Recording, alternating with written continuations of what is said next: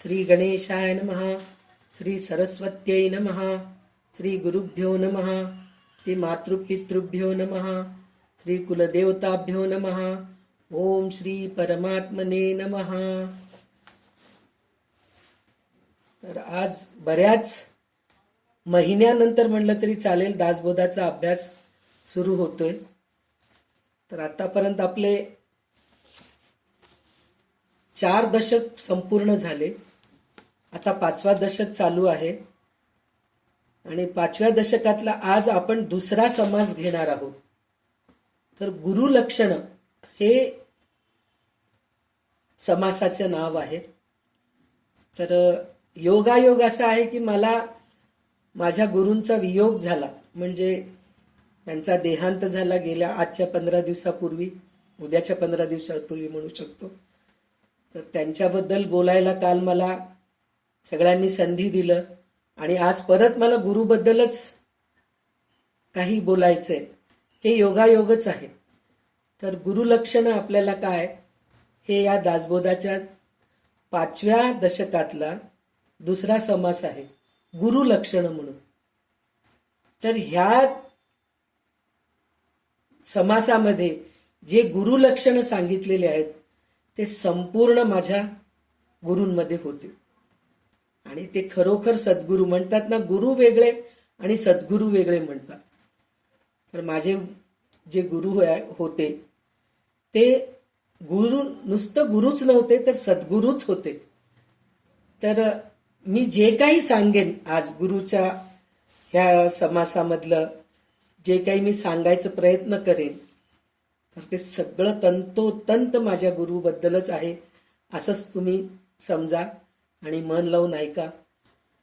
तर आता जेव्हा आपण दासबोधाची सुरुवात करतो तर तेव्हा आपण नमनच्या ह्याच्याने सुरू करतो, गणेश शारदा चैव ह्याच्याने. तर ते आज आपल्याला रेखाताई भावे सोलापूरचे येते, त्यांच्याकडून आपल्याला ते ऐकायला मिळेल आणि दासबोधाची ओवी सुद्धा ते वाचून दाखवतील. त्यांचा आवाज सुरेख आहे, वाचण्याची पद्धत पण खूप छान आहे. तर ते आज आपल्याला लाभलेले आहेत. तर त्यांच्याकडून ही सेवा घडती आहे. तर सुरू करा रेखाताई.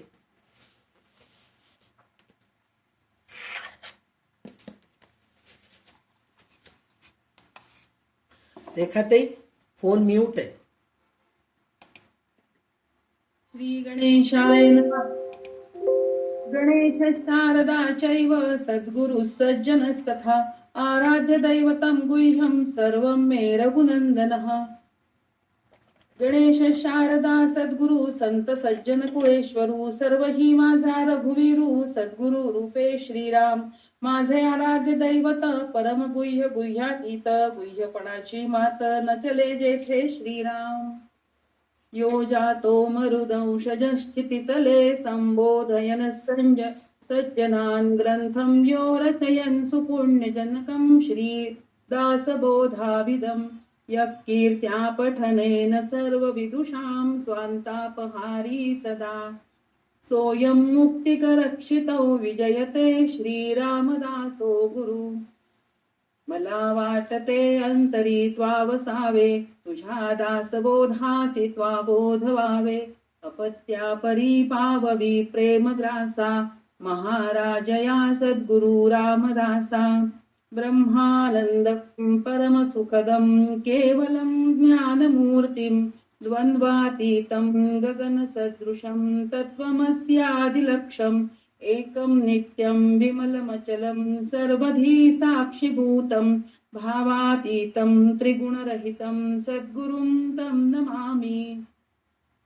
गुरुर्ब्रह्मा गुरुर्विष्णु गुरुर्देवो महेश्वरः गुरुः साक्षात् परब्रह्म तस्मै श्री गुरुवे नमः. अनेन प्रियतां देवो भगवान् जानकीपतिः श्रीरामचंद्र पूर्वेषाम् अस्माकं कुलदैवतम्.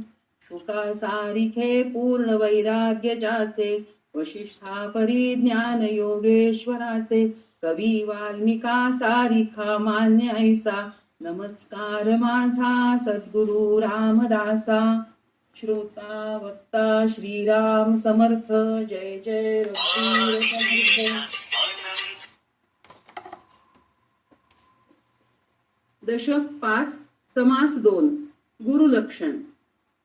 श्रीराम जे करामती दाखविती तेही गुरु म्हणिजेती, परंतु सद्गुरु नव्हेती मोक्षदाते श्रीराम. सभा मोहन भुररी चेटके सागर मंत्र कौटादे अनेके, नाना चमत्कार कौतुके असंभाव्य सांगती श्रीराम. सांगती औषधी प्रयोग का सुवर्ण धातूचा मार्ग, दृष्टीबंध लाग वेग अभिलाषाचा श्रीराम. साहित्य संगीत राग ज्ञान, गीता नृत्य तानमान, नाना वाद्ये शिकविती जन तेही एक गुरु श्रीराम. विद्या शिकविती पंचाक्षरी तोडे तोडे नाना परी, का पोट भरे जयावरी ते विद्या शिकविती श्रीराम. यातीचा जो व्यापार शिकविती भरावया उदर, तेही गुरु परी साचार सद्गुरु नव्हेती श्रीराम. आपली माता आणि पिता तेही गुरुची तत्वता, परी पैल पार पावविता तो सद्गुरु वेगळा श्रीराम. गायत्री मंत्राचा उच्चारू सांगे तो साचार कुलगुरु, परी ज्ञाने विण पैल पारू पाविजेत नाही श्रीराम. जो ब्रह्मज्ञान उपदेसी अज्ञान अंधारे निरसी, जीवात्मया परमात्म्यासी ऐक्यता करी श्रीराम. बिघडले देव आणि भक्त जीव शिवपणे द्वैत, तया देव भक्ता एकांत करी तो सद्गुरु श्रीराम. 15 श्लोक वाचा. भव व्याघ्रे घालून उडी गोवत्सास तडा तोडी, केली देखोनी शीघ्र सोडी तो सद्गुरु जाणावा श्रीराम. प्राणी माया जाती पाडिले संसार दुःखे दुखवले, ऐसे जेणे मुक्त केले तो सद्गुरु जाणावा श्रीराम. वासना नदी महापुरी प्राणी बुडता ग्लांती करी, तेथे उडी घालून तारी तो सद्गुरु जाणावा श्रीराम. गर्भवास अति साकडी इच्छा बंधनाची बेडी, ज्ञान देऊनी शीघ्र सोडी तो सद्गुरु स्वामी श्रीराम. फोडूनी शब्दाचे अंतर वस्तू दाखवी निजसार, तोची गुरु माहेर अनाथांचे श्रीराम. तर इथे जे गुरुलक्षण सांगितलेले आहेत, तर सुरुवातीला रामदास स्वामींनी सद्गुरु कोण नाही हे पहिलं सांगितलं त्यांनी. गुरु कोण, सद्गुरु कोण आहे हे सांगितल्यापेक्षा सद्गुरु कोण नाही हे पहिले सांगायला पाहिजे. तर त्याच्यासाठी म्हणून त्यांनी ते पहिलं सांगितलंय. आणि सद्गुरूला ओळखायचं कसं आपण, तर त्याच्यामध्ये एक असं आहे की सद्गुरूला म्हणे 7 गोष्टी पाहू नये. कोणचे 7 गोष्टी पाहू नये? शरीराचा रंग बघू नये सद्गुरूंचा, आणि नाक डोळे बघू नये. ते आंधळे आहेत का, बहिरे आहेत का, बोबडे बोलतात का. काही लोकांना बरोबर बोलता पण येत नाही हो, असे सद्गुरू भरपूर आहेत, असे पण असतात. पण त्यांच्या त्या गोष्टीकडे लक्ष द्यायचं नाही. आणि वयाकडे काही लहान मुलंच सद्गुरू बनून जातात.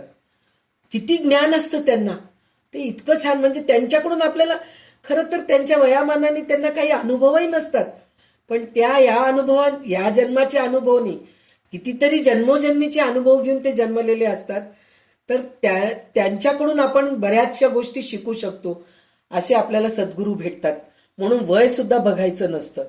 आणि लौकिक विद्या आणि शिक्षण म्हणजे त्यांची डिग्री कुठं आहे, म्हणजे ते काय शिकलेले, संस्कृत येतं का त्यांना, किंवा त्यांच्याजवळ काही सर्टिफिकेट आहे का, इंजिनियर आहेत का, डॉक्टर आहेत का, हे पण बघायची गरज नाहीये. त्याच्यानंतर आपले नातेवाईक आहेत का. काही वेळेस असं होतं आपल्या नातेवाईकांमध्ये सद्गुरू होऊन जातात. काही वेळेस असं असतं आपले नातेवाईक नसतात, काही संबंध नसतं, ते कोणीतरी असतात, आपण कोणीतरी असतो, पण ते आपले सद्गुरू बनून जातात, असे असतात. आणि त्याच्यानंतर भाषा शुद्धी. आता मी नेहमी म्हणते की माझी भाषा बरोबर नाहीये, खरोखर माझी भाषा बरोबर नाहीये, पण एक काय, बोलताना भाव कळालं की नाही, मी काही सांगते आहे किंवा सद्गुरू आपल्याला काही सांगत आहेत, तर त्यांची भाषा लक्ष देऊ. त्याचं कारण असं आहे, आपण उंबरठा ओलांडलं की भाषा बदलते.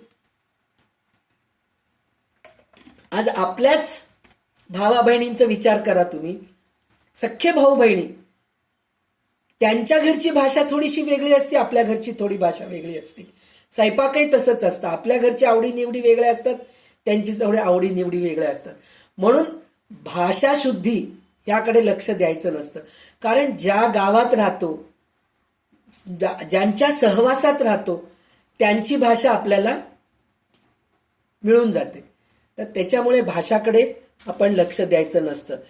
आणि राहते घर म्हणजे त्यांचं बंगला आहे का, त्यांना आश्रम आहे का, त्यांचे शिष्य आहेत का, ह्या सगळ्या गोष्टीकडे लक्ष द्यायचं नसतं.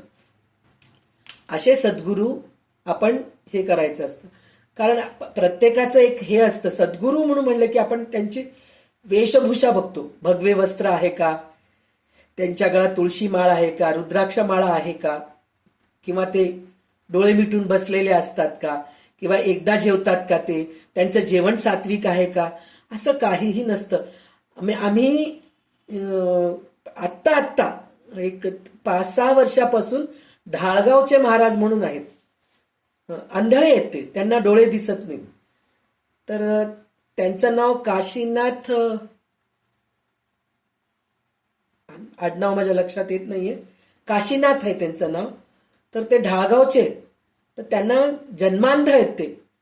तर त्यांनी लग्न सुद्धा जन्मांध बाईशीच लग्न केलं त्यांनी. त्यांना 2 मुलं आहेत, एक मुलगी एक मुलगा आहे. ते एकदम सशक्त चांगले जन्मले, डोळस जन्मले दोघं. आता मला वाटतं 7-8 वर्षाचे आहेत. मला त्यांच्या ह्याच्यामध्ये जायचं नाहीये. माझं म्हणण्याचं तात्पर्य इतकंच आहे की ते आंधळे असून सुद्धा त्यांना पूर्ण वेदांत माहीत आहे, ते चांगलं बोलतात. आणि त्यांच्यामध्ये एक विशेष हे काय म्हणून म्हणलं तर, प्रवचन सुरू करतात. ते सुरू करताना सांगतात ही वेळ झाली आहे म्हणून सांगतात. 5:05 झाली असं म्हणतात. आता मी प्रवचन सुरू करतोय, 5:05 झाली. घड्याळात बघितलं ना, खरोखर सगळ्यांच्या घड्याळात 5:05 झाले असतात. म्हणजे त्यांना दिसत नाही, पण ते टाइम सांगतात. आणि प्रवचन सुरू करताना म्हणतात मी अमक्या वेळेला प्रवचन मी थांबवतो, आणि बरोबर त्याच वेळेला त्यांचं प्रवचन थांबतं आणि वेळ सांगतात 6:30 झाले. पाहिलं तर आपल्या घड्याळात 6:30 झालेले असतात. म्हणजे असे हे आंधळे ग्रहस्थ आहेत. ते आमच्या सद्गुरू वाकनीस काकांबद्दल सांगितले. मी त्यांचं हे पाठवले होते, ऑडिओ हे पाठवले होते, तर ते तुम्ही ऐकला असताल सगळेजणी. तर त्यांनी सांगितलं की वाकनीस काकांचे षटचक्र जे असतात की नाही, ते पूर्ण उघडले. म्हणजे जे कुंडलिनी शक्ती वगैरे म्हणतो आपण, किंवा षटचक्र आपल्या शरीरामध्ये आहेत, तर त्याचे एक विशेषता आहे. आपण हे सगळं आपण संध्याताईच्या द्वारे ऐकलो होतो ललिता सहस्रनाम मध्ये. षटचक्राबद्दल आपण 4 चक्र ऐकलो वाटतं, अजून 2 चक्र आहेत. तर ते उघडणं फार अवघड असतं बरं का. ते उघडल्यानंतर सिद्धी मिळत असते आपल्याला, एक प्रकारची एकाला वाचा सिद्धी, असं काय काय की सिद्धी असतात, ते सिद्धी मिळतात. तसे वाकनीस काकांना पण सगळे सिद्धी मिळालेले होते, पण त्यांनी एकही सिद्धीचा उपयोग केलेला नाहीये, कधीही नाही की माझी ही सिद्धी. आणि ते स्वतः कधी सांगितले नाही, पण आम्हाला ते कळत होतं की त्यांच्यामध्ये ती सिद्धी आहे. आणि हे स्वतः ढाळगावचे महाराज जे आहेत, काशीनाथ महाराज, त्यांनी हे सांगितलेलं आहे. तर असे हे सद्गुरू काशीनाथ महाराज आणि आमचे वाकनीस काका, हे 2 सद्गुरूंचं आम्हाला सहवास झालेला आहे. आणि आता ह्याच्या पुढे आपण जे काही वाचणार आहोत, ऐकणार आहोत सद्गुरूंच्या बद्दल, ते सगळं काही वाकनीस काकांच्या अंगी होतं. हेच मी तुम्हाला सांगतेय. तर आता अजून एक त्याच्यामध्ये काय सांगितलेलं आहे की सद्गुरूचं राहते घर बघू नये म्हणून म्हणतात. म्हणजे त्यांचं बंगला आहे का, झोपडी आहे का, अमकं डमकं काही बघायची गरज नाहीये. आणि नंतर काय म्हणाले, सद्गुरूंना बाहेरून बघायचे नसते, त्यांच्या अंतरंगात बघावं. म्हणजे बाहेरून ते कसे, त्यांची वेशभूषा काय आहे हे बघायची गरज नाही.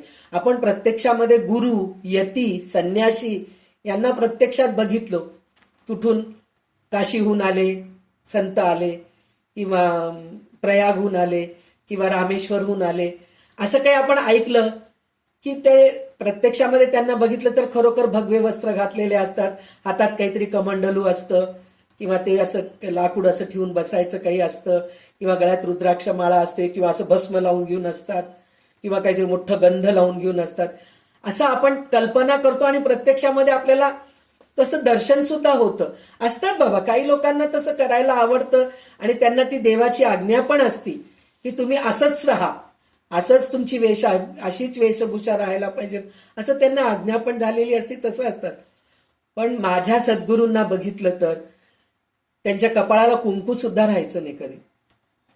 आणि उन्हाळ्यामध्ये ते पायजामा आणि बनियन ह्याच्यावर बसून औषध द्यायचे. ते मी शर्ट घालून बसतो, दवाखान्यात बसलोय, 4 लोक काय म्हणतील मला बनियन घालून बसलो तर, याची सुद्धा ते पर्वा करत नव्हते.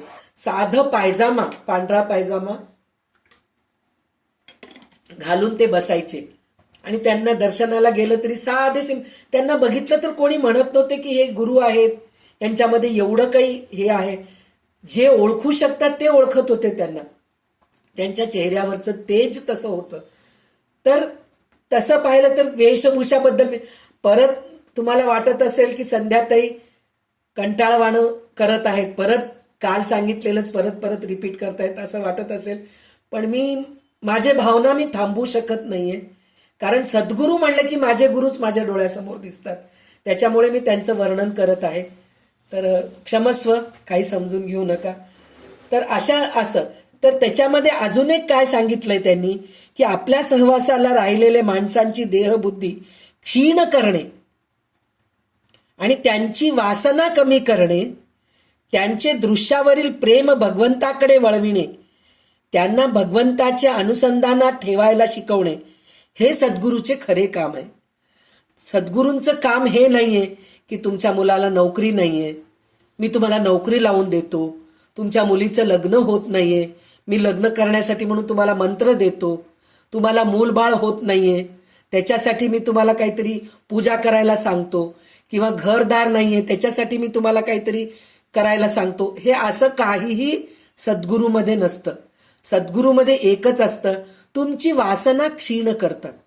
वासना क्षीण करतात म्हणजे दुपारी झोपायची वेळ आहे बाबा, मला झोप लागतेच, मी 2-3 तास झोपल्याशिवाय मला सुचत नाही. पण सद्गुरू काय करतात, तसं नाही. झोपा तुम्ही, अर्धा तास झोपा, 15 मिनिटं झोपा, पण नंतर तुम्ही चांगल्या साधनेत राहा, चांगले पुस्तकं वाचा, चांगले प्रवचनं ऐका, चांगले चांगले क्लास अटेंड करा, हे आपल्याला सद्गुरू शिकवतात. वासना, खाण्याची वासना जी असते ते कमी करतात. म्हणजे सतत आपल्याला काहीतरी खावं वाटतं, चविष्ट खावं वाटत असतं, पण सद्गुरू आपल्याला त्याच्यातून मुक्त करतात आणि संसारामध्ये राहून अध्यात्म कसं करावं हे आपल्याला सद्गुरू शिकवतात. असे आपले सद्गुरू राहायला पाहिजे. पण आपण सद्गुरू गुरु कोणाला म्हणतो, हे आपले संकट, संसाराची संकट जे आहेत ना त्याच्यातून आपल्याला दूर करण्यासाठी म्हणून आपण गुरु घेतो आणि त्यांच्याजवळ जाऊन दीक्षा घेतो, गुरु दीक्षा घेतो आणि गुरुमंत्र घेतो आणि ह्या सगळ्या गोष्टी आपण सांसारिक गोष्टीचे सगळे संकटातून बाहेर पडायचा प्रयत्न करत असतो. ते प्रयत्न करायलाच पाहिजे आणि गुरु आहेत त्या कामासाठीच आहेत, ते करतातच. पण सद्गुरू जे आहेत हे करत करत सुद्धा आपल्याला इंद्रिय दमन करायला शिकवतात. म्हणजे इंद्रियांना आपल्या ताब्यात कसं ठेवायचं आणि हे षड्विकार जे आहेत ना, काम, क्रोध, लोभ, मोह, मद, मत्सर, हे षड्विकारांपासून सुद्धा आपल्याला दूर करतात. आता तुम्ही एक बघा, आपलं आपण ओळखायला पाहिजे की आपण सद्गुरू किंवा गुरुकडे गेल्यानंतर आपलं राग कमी झालं का, आपलं लोभ कमी झालं का, आपली ममता कमी झाली का. काही वेळेस आता आपले मुलं बाहेर गावी गेलेले असतात, सतत मुलाची काळजी असते आपल्याला, माझा मुलगा कसा असेल, तो जेवतोय का, त्याला त्याच्या मनासारखं जेवण मिळतंय का, तो हॉस्टेलमध्ये राहतोय, तो नोकरी करतोय, माझ्या हातचं त्याला जेवण नाहीये, कसं होईल त्याचं, हे सतत विचार असतं. पण आई म्हणून म्हणल्यानंतर हे विचार यायलाच पाहिजे, येऊ नये असं मी म्हणत नाहीये. पण सद्गुरूंकडे गेल्यानंतर आपण एक असं म्हणतो की तो कुठेही असू दे, सुखी असू दे, त्याच्या मनाप्रमाणे त्याला सगळं चांगलं होऊ दे, मी नसेल तरी भगवंत आहे त्याच्या पाठीशी, ही वृत्ती आपल्यामध्ये यायला सुरू होते. म्हणजे ह्या लोभामधून, ममतेमधून आपण थोडंसं बाजूला सरकतो. म्हणजे ह्या सगळ्या गोष्टी होत असतात. म्हणजे सद्गुरूकडे गेल्यानंतर आपल्याला काय काय होते हे खरं तर या समासामध्ये रामदास स्वामींनी पहिले कसे राहू नये हे सांगितले, पण मला कसे राहावं हे सांगायला स्फूर्ती मिळत आहे, म्हणून मी हे सगळं सांगत आहे. त्याच्यानंतर मी असं म्हणते की आता सद्गुरू कसे नसतात हे मी तुम्हाला सांगायचा प्रयत्न करते. मी सांगायचं म्हणण्यापेक्षा रामदास स्वामींनी स्वतः सांगितलेले. ते म्हणतात की माणसांची समूहांची नजरबंदी करतात. नजरबंदी करतात म्हणून मात्र एकदम गायब होतात, मग एकदम समोर प्रत्यक्ष होतात. म्हणजे त्यांना ते सिद्धी प्राप्त झालेली असते. असे काही चमत्कार करून दाखवतात. नंतर काही मंत्र देतात आपल्याला, तर ते मंत्र म्हणा तुम्ही, त्याच्याने तुमचं चांगलं होईल, हे अशा सगळ्या गोष्टी करतात. आणि दुसरं गोष्ट, असे मंत्र देतात की दुसऱ्यांचं वाईट होईल, तुमचं चांगलं होईल, आणि तुमचे जे दुश्मन आहेत, शत्रू आहेत, त्यांचं वाईट होईल, असे मंत्र देतात. तर ते चुकीचं आहे. तसं करणं चुकीचं आहे. देवा माझं भलं करच, पण समोरच्यांचं माझ्यापेक्षा चांगलं भलं कर, असं म्हणून प्रार्थना करून शिकवायचे जे असतात ते सद्गुरू असतात, पण असे मंत्र देणारे असतात. पुन्हा नंतर आता ह्याच्यामध्ये गुरु, तर शाळेत शिकवणारे शिक्षक सुद्धा आपले गुरुच आहेत. वैद्यकीय म्हणजे डॉक्टर बनवणारे गुरुच आहेत. इंजिनियर बनवणारे गुरुच आहेत. रसायनशास्त्र शिकवतात. असे बऱ्याचशा गोष्टी आहेत. आणि काही काही जे उद्योगधंदा करायला शिकवतात. आजकाल ते मॅनेजमेंट कोर्स म्हणून जे म्हणतो आपण, बिझनेस मॅनेजमेंट वगैरे असतं, ते शिकवणारे सुद्धा गुरुच असतात. तर ते गुरु आहेत, सद्गुरू नाहीत. तर अशा प्रकारे गुरु असणारे हे जे मंत्र देतात किंवा अभ्यास शिकवतात ते फक्त गुरुच आहेत, सद्गुरू नाही आहेत, असं रामदास स्वामी इथं सांगत आहेत. आणि सगळ्यात हे काय सांगितलंय समर्थांनी, की जो आत्मज्ञानी असतो व ते ज्ञान आपल्याला देतो तो खरा गुरु आहे. म्हणजे तो स्वतः खरा आत्मज्ञानी असतो, त्याला भरपूर ज्ञान असतं, आपल्याला तो ज्ञान देत असतो, तो खरा गुरु असतो. स्वतःला काही ज्ञान नसतं, काहीतरी 1-4 पुस्तकं वाचतात आणि काहीतरी एक वेडं वाकडं सांगत असतात, ते गुरु नसतात. तर तसं नाही. आणि दुसरं काय सांगितलंय की सामान्य माणूस अजून चमत्कार करतो त्यालाच साधू किंवा संत समजतात. म्हणजे चमत्कार करणं म्हणजे सांगितलं ना, बऱ्याचशा गोष्टी चमत्कार करत असतात. आता मला ते चमत्कार मी स्वतः प्रत्यक्ष डोळ्यांनी बघितलेली नाहीये आणि मला पण तेवढं माहीत नाहीये, पण असे कितीतरी असतात की सोनं काढून दाखवतात, काहीतरी एकदम दिवा प्रज्वलित करतात, किंवा हातावर ते काय म्हणतात त्याला, कर्पूर ठेवून देवाची आरती करत असतात. असे काहीतरी, म्हणजे मी म्हणत नाही, क्षमा करा बरं का, तुमच्या गुरूंमध्ये, तुमच्या सद्गुरूंमध्ये हे गुण असतील, सद्गुरूंमध्ये हे सगळं असतं, पण ते कधी दाखवत नसतात, चमत्कार करून दाखवत नसतात. पण मी असं म्हणत नाही की तुमच्या गुरूंमध्ये हे असेल तर ते सद्गुरू नाहीत, मी असं म्हणत नाहीये. पण चमत्कार करणारे गुरु खरं गुरु नसतात, असं रामदास स्वामी सांगत आहेत, मी माझ्या ह्याच्यातून सांगत नाहीये. आणि गाणं शिकवणं, संगीत शिकवणं, नृत्य शिकवणं, वाद्य शिकवणं, हे सुद्धा गुरुच आहेत, सद्गुरू नाही आहेत. आणि त्याच्यानंतर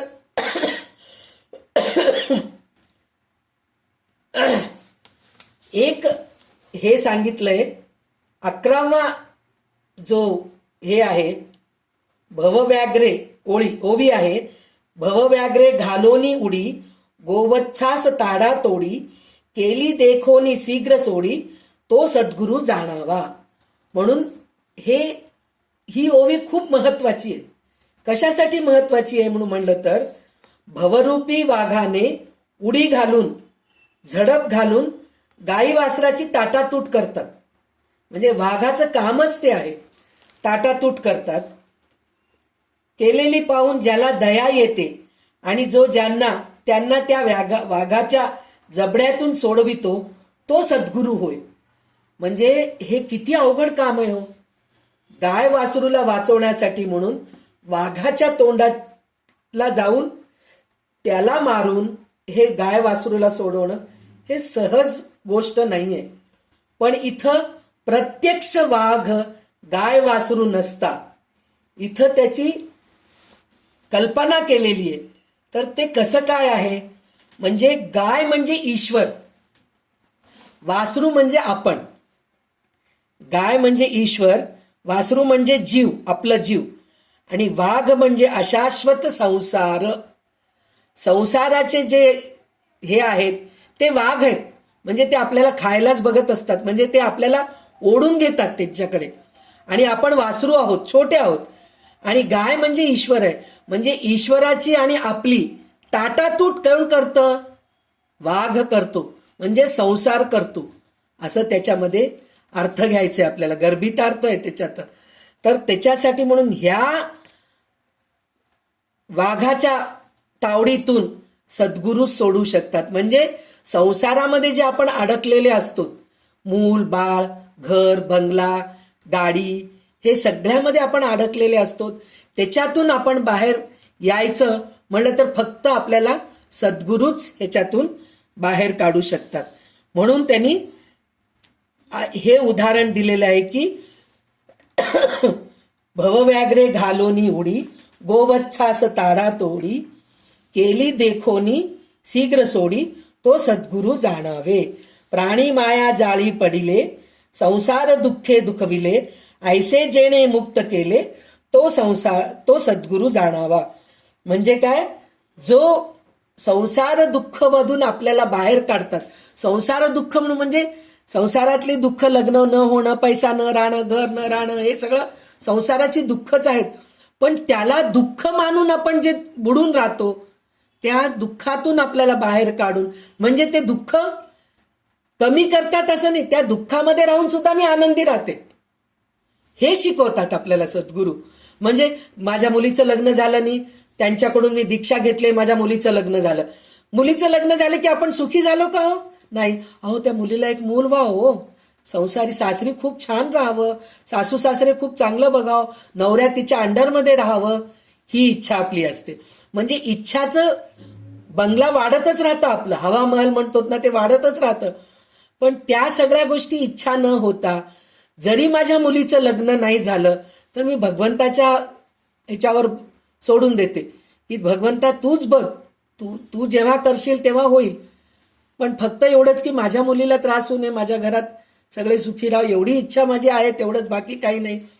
पण त्याचं दुःख करत संसारामध्ये राहतो, त्याच्यातून आपल्याला बाहेर काढून त्याच्यामध्ये सुद्धा भगवंताचं नाव घेऊन दुसऱ्यांना मदत करायची वृत्ती निर्माण करतात ते सद्गुरू होय. नंतर वासना नदी महापुरी, प्राणी बुडता ग्लानी करी, तेथे उडून घालून तारी, तो सद्गुरू जाणावा म्हणून सांगितलंय. म्हणजे काय, वासनारूपी नदीला महापूर आलेला असता जीव त्यामध्ये गटांगळ्या खात बुडण्याचा बेतात येतो. म्हणजे वासनापुरी नदी, म्हणजे आपल्याला वासना इतकी आहेत, नदी एवढं मोठं आहे, त्याच्यामध्ये आपण बुडलेले असतो. त्यावेळी दीनपणे तो मदत मागतो, म्हणजे आपण मदत मागतो. त्यावेळी तिथे उडे घालून तो तारतो, बाहेर काढून वाचवतो, तो सद्गुरू होय. या जगामध्ये राजा असो की रंक असो, प्रत्येक जण सारखे हवेपणाने वस्तूच्या मागे धावतो. जणू काय वासनेच्या प्रवाहामध्ये तो ढकलला जात असतो. वासना कधी थांबतच नाही. पण माणूस मात्र पाहता पाहता मृत्यूच्या छायेत सापडतो. म्हणजे आपल्याला वासना, इच्छा इतक्या आहेत, मरेपर्यंत असतं. अहो, शेवटी एक इच्छा आहे, काही नाही तरी शेवटी काशीमध्ये जाऊन मरायची इच्छा आहे हो. अरे, ते तुमच्या हातात आहे काय, काशीमध्ये जाऊन मरावं म्हटलं तर? तुम्ही अंथरुणावर पडलेले आहेत, तुम्ही स्वतः चालत जाऊ शकत नाहीत, तुमच्या मुलांना वेळ नाहीये काशीला घेऊन जायचं. कशाला करता तुम्ही इच्छा ती, मला काशीमध्ये जाऊन ये? बरं, ते जाऊ द्या, त्याच्यापेक्षा अजून मोठे मोठे इच्छा काय असतात, अंथरुणावर पडलेले असतात. माझं अस्थि तुम्ही जाऊन काशीमध्येच विसर्जन करा बरं का, गंगेत जाऊनच विसर्जन करा. आणि मी मी गेल्यानंतर माझा ते नातेवाईक येजोस तर माझं दहन क्रिया करू नका. म्हणजे हे अशा सगळ्या गोष्टी बोलून ठेवतात. का बरं हे सगळं तुमची इच्छा? जा ना, तुम्ही जायचंय तर निघून जा ना, पण जायच्या अगोदर हे सगळं म्हणजे पुनर्जन्माची तुम्ही तयारी करतायत. परत मला जन्म पाहिजे. आपल्याला या संसारातून पुन्हा जन्माला येऊ नये ह्याचा प्रयत्न करायचं सोडून पुनर्जन्माची पुन्हा तुम्ही तयारी करत असतात. म्हणजे पुन्हा तुम्ही सुटकेस भरतायत पुढच्या जन्मामध्ये येण्यासाठी म्हणून.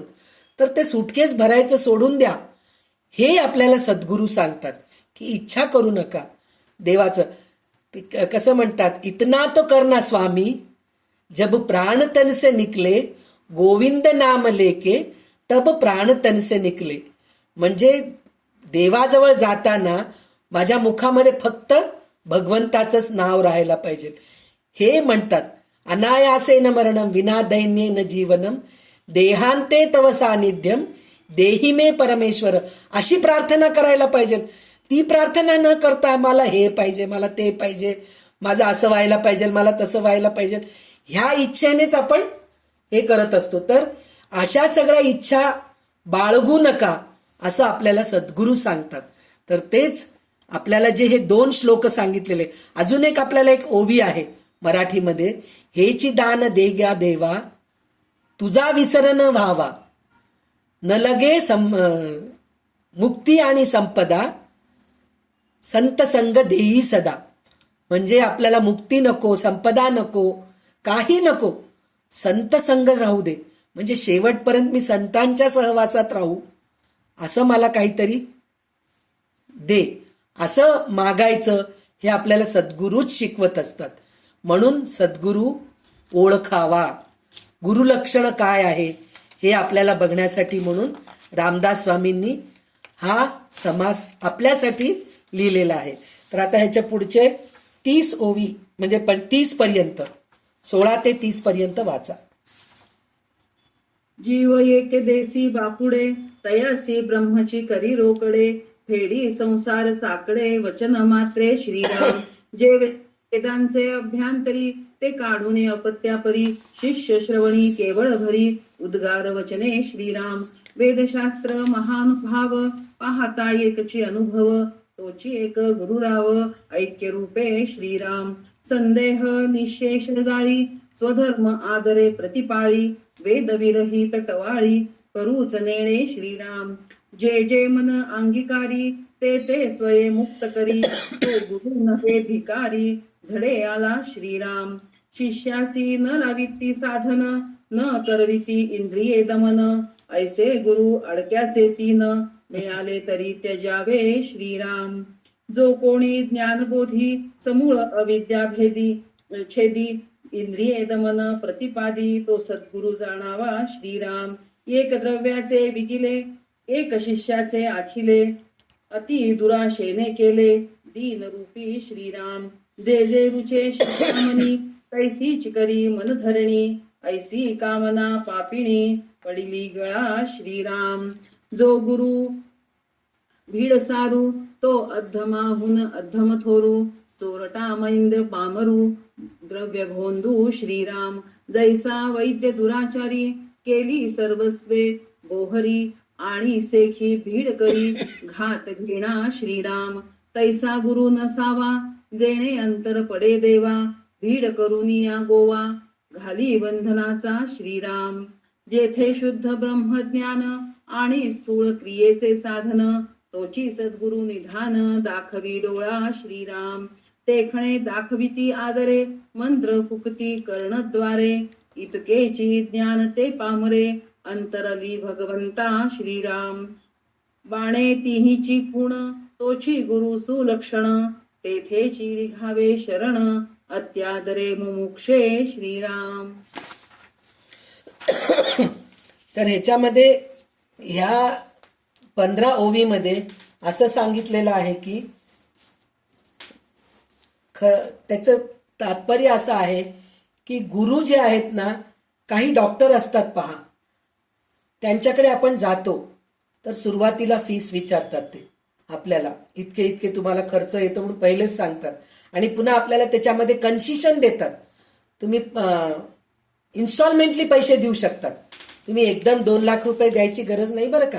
आता तुम्ही सध्या 80,000 द्या, नंतर 50 द्या, नंतर 70 द्या, असं काहीतरी करून आपल्याला हे करत असतात. पण ते करत असताना दुखणं काही दूर होत नाही, पण नाही ते काहीतरी करून म्हणजे अक्षरशः आपल्याला नंग करून सोडतात. म्हणजे पैशानी दुखणं काही बरं होत नाही. असे जे डॉक्टर्स असतात तसे गुरु सुद्धा असतात. ते आपल्याकडून तुमचं हे काम होईल बरं का, तुम्ही हे खोली बांधून द्या आश्रमामध्ये, तुम्ही गायदान द्या, तुम्ही अमकं करा, तुम्ही तमकं करा, म्हणून सगळं त्यांच्या म्हणजे श्रीमंत शिष्यांना शोधून घेतात. ते शोधून घेऊन त्यांना VIP ट्रीटमेंट देत असतात. त्यांच्याकडून सगळं पैसा लुबाडून घेतात. पण त्यांना आत्मज्ञान काहीही होत नाही. फक्त काहीतरी 1-4 मंत्र देतात आणि बघा तुम्हाला वास येतो. आणि हिप्नॉटिझम जे म्हणतो की नाही आपल्याला आपण आता हिप्नॉटिझम करणारे गुरु किंवा हिप्नॉटिझम करणारे माणसं असतात असं नाही. आपण सुद्धा असं बसलेले असतो, 4 मैत्रिणी बसलेले असतो, कोणाला की काहीतरी ऐकू आल्यासारखं वाटतं. बेलचा आवाज आला ग, डोरच्या बेलचा आवाज आला म्हणजे की सगळे शांत होऊन जातात 1-2 मिनिटासाठी. मग नंतर थोड्या वेळानंतर कोणाला ऐकूही येत नाही. हो ग, मला पण आल्यासारखं वाटलं असं म्हणून ती म्हणती. दुसरी तिसरी पण म्हणती. खरं ऐकू आलेलं नसतं, पण ते एक भास होत असतं. त्याप्रमाणे भास निर्माण करतात हे गुरु. भास निर्माण करून वास आल्यासारखं, कानामध्ये काहीतरी आवाज आल्यासारखं, शरीराला काहीतरी स्पर्श झाल्यासारखं. पहा तिथं तुम्ही त्या फोटोमध्ये बघा, ते देव बोलतोय पहा आपल्या बरोबर. त्याचे ओठ हलतायत पहा, कृष्णाचे ओठ हलतायत पहा. आमच्या हैदराबादमध्ये झाले 20-22 वर्षापूर्वी एकदा कोणीतरी हे केलं की देवाची मूर्ती दूध पितय चमच्यानी, म्हणून ते प्रपगंडा झालं होतं. आणि प्रत्येक जण चमच्यामध्ये दूध घेते, देवाला पाजवते, हे असं काहीतरी झालं होतं. जवळजवळ दिवसभर त्याच्यामध्येच गेलं ते. म्हणजे असे काहीतरी करणारे लोक असतात, चमत्कार करून आपल्याला भूल घालणारे लोक असतात. पण सद्गुरू तसे नसतात. सद्गुरू कसे असतात तर ते काय म्हणतात, त्यांच्या अंतरंगामध्ये अर्थात उपनिषदामध्ये जे ब्रह्मज्ञान गुप्तपणे वास करते ते ज्ञान सद्गुरू बाहेर काढतात. म्हणजे त्यांच्यामध्ये इतकं ज्ञान असतं, उपनिषद, वेद, आता हे महाभारत, भागवत, हे सगळं त्यांच्यामध्ये भरलेलं असतं. तर त्याच्यामधले सगळे वेदांत, एक गुह्य गोष्टी जे आहेत ना, हळूहळू बाहेर काढून आपल्या शिष्याला शिकवत असतात. ते सद्गुरूंचं काम असतं. पण काही गुरु असे असतात, अशा गोष्टी शिकवत नसतात. ते लोक म्हणतात, जर मी शिकवून जर हे केलो तर माझा शिष्य शिकून दुसऱ्या ठिकाणी जाईल आणि तो त्याचा एक आश्रम उघडेल, अशी त्यांना भीती असते. पण खरा गुरु जो असतो ना, तो काय म्हणतो, माझ्यापेक्षा माझा शिष्य पुढे जायला पाहिजे, माझ्यापेक्षा माझा शिष्य अजून चांगलं शिकायला पाहिजे, त्याला अजून ज्ञान यायला पाहिजे, म्हणून त्याची धडपड चालू असते, सद्गुरूंची धडपड चालू असते. पण ते तसे नसतात. गुरु जे असतात ते तसे नसतात. ते काय करतात, आपले सद्गुरू कसे असतात, आपल्या मुलाला जसं आई लहान घास, सुरुवातीला छोटं मूल असताना अन्नप्राशन झाल्यानंतर छोटं घास भरवून जसं पोट भरती बाळाचं, त्याप्रमाणे आपले गुरु पण आपल्याला जसं, म्हणजे आपण कुठल्या लेवलचे आहोत त्या लेवलला जाऊन तसं आपल्याला शिकवतात गुरु, सद्गुरू आपल्याला. तर तुम्हाला भगवद्गीता येत नाही वाचता तर हळूहळू वाचा, एक श्लोक प्रयत्न करा, शब्दफोड करून शिका तुम्ही, असं प्रयत्न करत असतात. परत तुम्हाला भगवद्गीता वाचायला अवघड जातीये ना, तर मग तुम्ही ज्ञानेश्वरी वाचायचा प्रयत्न करा. ज्ञानेश्वरी वाचायला तुम्हाला त्रास होतोय ना, मग तुम्ही दासबोध वाचायचा प्रयत्न करा. दासबोध नाही वाचता आलं, तुम्हाला समजत नाहीये, तर चांगले प्रवचन ऐका, चांगले प्रवचनकारचे प्रवचन ऐका तुम्ही. असं सद्गुरू हळूहळू करत आपल्याला एक पायरी पुढे करत नेत असतात. आणि शेवटी वेदांत शिकवतात आपल्याला. वेदांत म्हणजे काय हो, तर वेदांत म्हणजे एकच आहे की आपण आनंदी राहावं आणि दुसऱ्यांना आनंदी ठेवावं, हे खरं वेदांत आहे.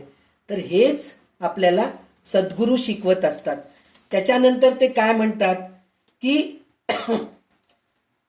वेद असोत, शास्त्रे असोत किंवा थोर सत्पुरुष असोत, या सर्वांच्या आत्मस्वरूपाचा अनुभव एकच असतो. ज्ञान या दृष्टीने सर्वांचे आत्मज्ञान सारखेच असते. म्हणजे सगळं आत्मज्ञान ह्या सगळ्या उपनिषदांमध्ये सगळ्यामध्ये असतो ना, तर ते सगळं त्यांच्यामध्ये असतं. आणि सद्गुरू जे असतात ना, त्यांच्यामध्ये हे सगळं काही असतं असं ते सांगतायत. साक्षात्कार या दृष्टीने सर्वांचा आत्मसाक्षात्कार समान असतो. अगदी तोच अनुभव, अगदी तेच ज्ञान आणि तोच साक्षात्कार सद्गुरूला झालेला असतो. त्याच्या ठिकाणी वेद, शास्त्र, ज्ञानानुभव एकरूप झालेले असतात. म्हणून वेदांचे रहस्य, शास्त्रांचे विवचन, सत्पुरुषांचा अनुभव आणि सद्गुरूंचा उपदेश सर्व अगदी एकरूप असले पाहिजेत. सद्गुरू सर्व प्रकारचे संशय अगदी मुळासकट नष्ट करून टाकतात. म्हणजे काय, हे सगळं त्यांच्यामध्ये असलं तरच आपण कोणताही प्रश्न विचारू दे, त्याचं आपल्याला कोणतंही शंका येऊ दे, पटकन त्या शंकेचं निरसन करतात गुरु. नाही हो, मला माहित नाही, मी सांगू शकत नाही, मी ते पुस्तक वाचून सांगते, असं करत नसतात सद्गुरू. सद्गुरूंना आपण काही शंका विचारलं, पटकन त्या शंकेचं निरसन करत असतात. ते खरे सद्गुरू असतात. आणि तो मोठ्या आदराने स्वधर्माच्या आचरण करतो. स्वधर्माचं आचरण करतो म्हणून म्हटलं तर स्वधर्म म्हणजे ब्राह्मण कुळ, वैश्य कुळ किंवा हे असं नाही. धर्माचं आचरण करणं म्हणजे सत्य बोलणं, दुसऱ्यांचं मन न दुखवणं, हे धर्माचरण आहे. तर ह्या धर्माचरणामध्ये तो सारखा राहत असतो. सद्गुरू जे असतात ना, ते सारखं अशा हे स्वभावामध्ये राहतात. वेदाला विरुद्ध असणारे म्हणजे आत्मज्ञानाला सोडून असणारे मिथ्या भाषण करणे त्याला माहीतच नसतं. म्हणजे जे खरं वेदांमध्ये आहे, उपनिषदांमध्ये आहे, त्याच्या व्यतिरिक्त खोटं बोलणं किंवा काहीतरी आपलं मनगढीत काहीतरी सांगणं, हे त्या सद्गुरूंकडे नसतं. ते सगळं चांगलंच सांगत असतात आपल्याला. आणि आपल्याला इंद्रियांचं दमन कसं करायचं परत तेच सांगतायत. ते म्हणतायत की भिकारीसारखं तो मागे लागत नाही सद्गुरू. एक उदाहरण म्हणते. आता 3 वाजले, आपले ऑनलाईन क्लास आहे. ऑनलाईन क्लाससाठी म्हणून 3 वाजता आपण ओपन करतो, लिंक ओपन करतो आणि आपण 3:30 वाजेस तर एकदा, खरं तर 2:15 पर्यंत वाट बघूत म्हणून म्हणत असतो, पण एकदा 3:30 वाजेस तर सगळ्यांचं वाट बघत असतो. सगळे आल्यानंतर आपण सुरू करू, हे गरज नाहीये. एक जरी माणूस आला तरी आपला टाइम म्हणजे टाइम, त्या टाइमला सुरू करायचं. तर सद्गुरूंचं तसं असतं. ते तसं कोणाचं वाट बघत नसतात आणि कोणाच्या मागे लागत नसतात. तुम्ही आला नाहीत, कशाला आला नाहीत, काय कारण होतं, यायचं होतं, असं ते म्हणत नाहीत. तुम्ही आलात, तुम्हाला ज्ञान मिळतं. तुम्ही नाही आलात, मला काही फरक पडत नाही, मी ज्ञान वाटतच आहे. तुम्हाला किती घ्यायचं तुम्ही घ्या, ते तुमच्या हातात आहे. असे सद्गुरू असतात. पण गुरु जे असतात ते सगळं असं वाट बघत, पैशाची वाट बघत असतात. फीस मिळालं नाही, या महिन्यात तुम्ही मला जीपे आला नाही हो, तुम्ही पाठवला नाहीत पैसे, मी तुम्हाला दर महिन्याला शिकवतो, मग तुम्ही पैसे पाठवला नाहीत मला. असे गुरु नसतात तिथं. सद्गुरू तसे नसतात. तर ते अडक्याला 3 रुपये 3 काय म्हणून म्हणतात ना, मिळालं तरी दमडीला 3 मिळाले तरी आपण अशा गुरुला घेऊ नये. म्हणजे म्हणतात ना, एक असं हर एक माल मध्ये मिळत असतं, तसे अशा हर एक माल मध्ये गुरु पण मिळत असतात. तर तशा गुरूंकडे आपण न जाता सद्गुरूकडे जायला पाहिजे, हे आपल्याला सांगतात. आणि त्याच्यानंतर असं इंद्रियांवर ते कसं प्रत्यक्ष इंद्रियांवर दमन करणं म्हणून म्हणलं तर इंद्रियांना घट्ट पकडून ठेवणं, हे अशा सगळ्या गोष्टी करत नाहीत. इंद्रियांवर दमन करायला असं शिकवतात की शब्दांनी शिकवतात, चांगले गोष्टी सांगतात, चांगल्या उदाहरण सांगतात. असं सांगून ते आपल्याला आपल्या इंद्रियांच्या वासनेमधून आपल्याला बाहेर काढत असतात. जो आत्मज्ञान समजावून देतो, सगळीच्या सगळी अविद्या नाहीशी करतो, इंद्रिय ताब्यात ठेवण्याचा अभ्यास सांगतो, तोच खरा सद्गुरू समजावा. अविद्येचा अंमल चालत असल्याने मुळे दृश्य जग सर्वस्वी सत्य वाटते. त्यामुळे इंद्रियातून सुख घेण्याची आपली सारखी धडपड असते. म्हणजे आपल्या डोळ्यासमोर सगळं दिसत असताना आपण त्याचा भोग घेऊ नये म्हणून म्हणलं तर कसं, असं आपल्याला वाटत असतं. पण सद्गुरू तसं करत नसतात. ते म्हणतात की ह्या सगळ्या गोष्टी दिसत असले तरी आपण आवर घालायला पाहिजे. मला शुगर आलंय म्हणून समोर गोड दिसतंय आणि त्याचा मी त्याग करतीये आणि लोकांना काय सांगते, मला काही वासना नाहीये हो, गोड खाण्याची इच्छाच नाहीये. तुला माहिती आहे गोड खाल्लं की पुन्हा ते काहीतरी गडबड होणार आहे म्हणून माहिती आहे. मला लोणचं पहिले खूप आवडायचं हो, मी आता लोणचं खात नाही, माझी इच्छाच गेली. का गेली? बीपी वाढलंय तुझं, लोणचं कुठून खाणार तू? म्हणजे हे असं नसतं. समोर तुला शुगर नाहीये, बीपी नाहीये, तुला काही दुखणं नाहीये, पण समोर लोणचं दिसतंय, समोर गोड दिसतंय, पण मला खायची इच्छा नाहीये, वासना नाहीये. तर हे कशामुळे होतं? सद्गुरूंच्या सहवासामध्ये असल्याने होते. तर हे सगळं आपल्याला सद्गुरू करत असतात.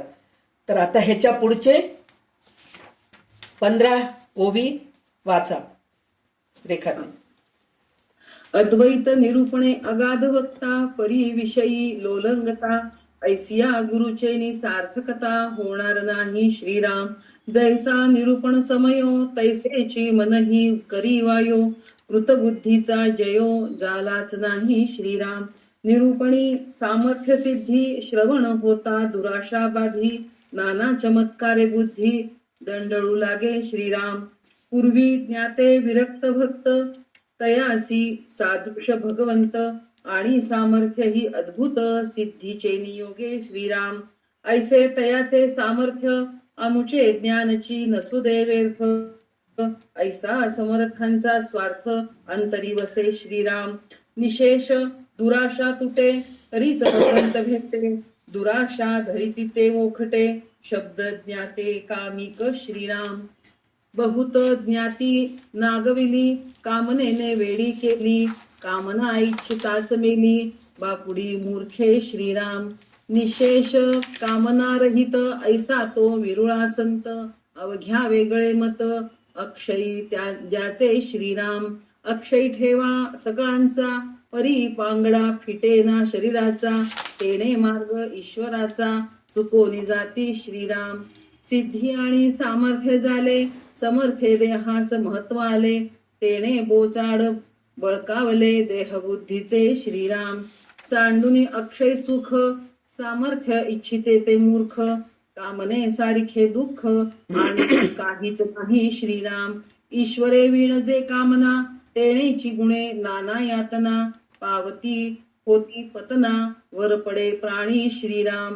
होता शरीरासी अंत, सामर्थ्य ही निघोनी जात, सेखी अंतरला भगवंत, कामना गुणे श्रीराम. म्हणून निकामता विचारू, दृढ बुद्धीचा निर्धारू, तोची सद्गुरु पैल पारू, पाववी भवाचा श्रीराम. मुख्य सद्गुरूचे लक्षण, आधी पाहिजे विमल ज्ञान, निश्चय समाधान, स्वरूप स्थिती श्रीराम. तर ह्याच्यामध्ये एक हे उदाहरण दिलेलं आहे, शास्त्र प्रचिती, गुरु प्रचिती आणि आत्मप्रचिती. तर आपण जेव्हा अध्यात्मामध्ये, आपण ह्याच्या अगोदर साधक, आपण बद्ध, मुमुक्षु, साधक, सिद्ध असे 4 स्टेज आपण बघितलेले आहोत. बद्ध म्हणजे काहीही माहित नाही आपल्याला, देवधर्म माहित नाही, काही माहित नाही, दान धर्म माहित नाही, पुस्तक वाचणं माहित नाही, नामस्मरण करणं माहित नाही, देवाची पूजा करणं माहित नाही. हे जे असतात ना ते बद्ध असतात. पण त्या बद्धामधून जेव्हा बाहेर पडायची इच्छा होते, म्हणजे कोणाला तरी बघतो आपण, एक चांगल्या माणसांना बघतो, कोणाच्या तरी घरी जाऊन बघतो, त्यांच्या घरी पूजा चाललेली असती, तर ते बघितल्यानंतर आपल्याला एक प्रकारचं समाधान मिळतं. समाधान मिळाल्यानंतर आपण त्यांना विचारायचा प्रयत्न करतो, तुम्ही हे काय चाललंय, तुम्ही हे काय करतायत. म्हणजे आपण ज्या या ग्रुपमध्ये आहोत, आपण कोणी बद्ध नाही आहेत असं मी म्हणत नाहीये, आपण बद्ध आहोत म्हणून, एक उदाहरण म्हणून म्हणतीये. तर आपण बद्ध जरी नसलं तरी आपण आता एक काहीतरी ऑनलाईन कोणीतरी क्लास जॉईन केलेले असतात, तर काय हो, काय शिकतायत तुम्ही ऑनलाईन क्लास? अहो मी भगवद्गीता शिकतेय हो. भगवद्गीता शिकवा आणि शिका आणि शिकवा हे ग्रुप आहे, त्या ग्रुपमध्ये मी जॉईन झाले. खूप छान शिकवतायत हो, शब्दफोड करून मस्त शिकवतायत त्याच्यामध्ये. मग मला पण ते लिंक पाठवताल का हो तुम्ही, असं आपण विचारत असतो. म्हणजे हे जे होणं असतं त्याला आपण मुमुक्षू म्हणतो. तर हे आपण मुमुक्षू बनतो. मग ते मुमुक्षू बनल्यानंतर दररोज त्या क्लासला अटेंड करतो. तर ते क्लास झूम लिंकवर असतं, तर ते झूम लिंक 40 मिनिटाचं असतं. मग आपण ते 40 मिनिटाचं वेळ आपण ठरवतो आणि त्या वेळेला बरोबर तिथं बसतो आणि ते शिकतो, त्यांच्याच ऐकतो आपण. मग ते त्याप्रमाणे आपण म्हणायचा प्रयत्न करतो. मग आपण 40 मिनिटं त्याच्यासाठी वेळ देतो. नंतर प्रॅक्टिससाठी मग आपण 1 तास देतो. मग घरी आपण प्रॅक्टिस करत असतो. म्हणजे त्याला काय म्हणायचं, आपण साधक बनतो. म्हणजे ते शिकायचा आपण प्रयत्न करत असतो आणि त्याच्यासाठी म्हणून उपासना करत असतो, वेळ काढतो, त्याच्यात आपण साधक बनतो. मग साधक बनत बनत मग आपल्याला सिद्धी प्राप्त होते. सिद्धी प्राप्त होते म्हणजे वाचा सिद्धी, म्हणजे काहीतरी देण्याची सिद्धी हे म्हणून मी म्हणत नाहीये. सिद्धी प्राप्त होणं म्हणजे काय, आपल्याला आता भगवद्गीता म्हणायला चांगलं येतं, म्हणजे एक सिद्धी प्राप्त झालीच ना आपल्याला.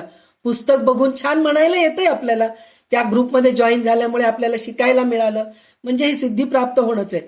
पण हे सगळं केल्यानंतर आपल्याला काय होतं, मग हे एकदा आपण गीता शिकायला प्रयत्न केलो, गीता शिकलो, ललिता सहस्रनाम शिकलो, सौंदर्य लहरी शिकलो, असं आपण काहीतरी स्तोत्र शिकत शिकत मग आपल्याला काय वाटतं, शास्त्र प्रचिती करावं वाटतं. शास्त्र प्रचिती म्हणून म्हणलं तर अजून चांगले चांगले ग्रंथ. आता उदाहरण आपले रेखाताईच आहेत. सुरुवाती ते स्वतःच म्हणत होते ना, मी काही असं जास्त, त्यांच्या घरामध्ये परंपरेने शंकर महाराजांचं वास आहेच तिथं, त्यांचे आशीर्वाद त्यांच्या पाठीशी आहेत, म्हणूनच त्यांना काहीतरी चांगलं शिकायची इच्छा झाली. शिकायची इच्छा झाल्यानंतर मग भागवत वाचावं वाटलं त्यांना. मग ते भागवत वाचल्यानंतर देवी भागवत वाचले, आता ज्ञानेश्वरी वाचत आहेत. म्हणजे हे सगळं काय करत आहेत ते, शास्त्र प्रचिती. म्हणजे शास्त्रामध्ये काय आहे, पुस्तकांमध्ये काय आहे, या पुस्तकामध्ये काय आहे, त्या पुस्तकांमध्ये काय आहे, हे आपण बघायचा प्रयत्न करत असतो. तर ही झाली शास्त्र प्रचिती. त्याच्यानंतर गुरु प्रचिती. तर ते काय होतं, आपण हे सगळं वाचत असतो, सगळं करत असतो, पण काही कळत नसतात.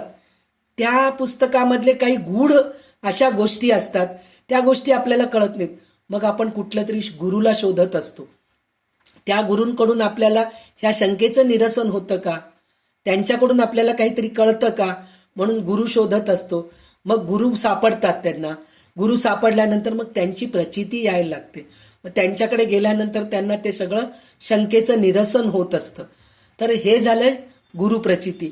मग हे दोन्ही झाल्यानंतर शेवटी काय होतं, आत्मप्रचिती होती.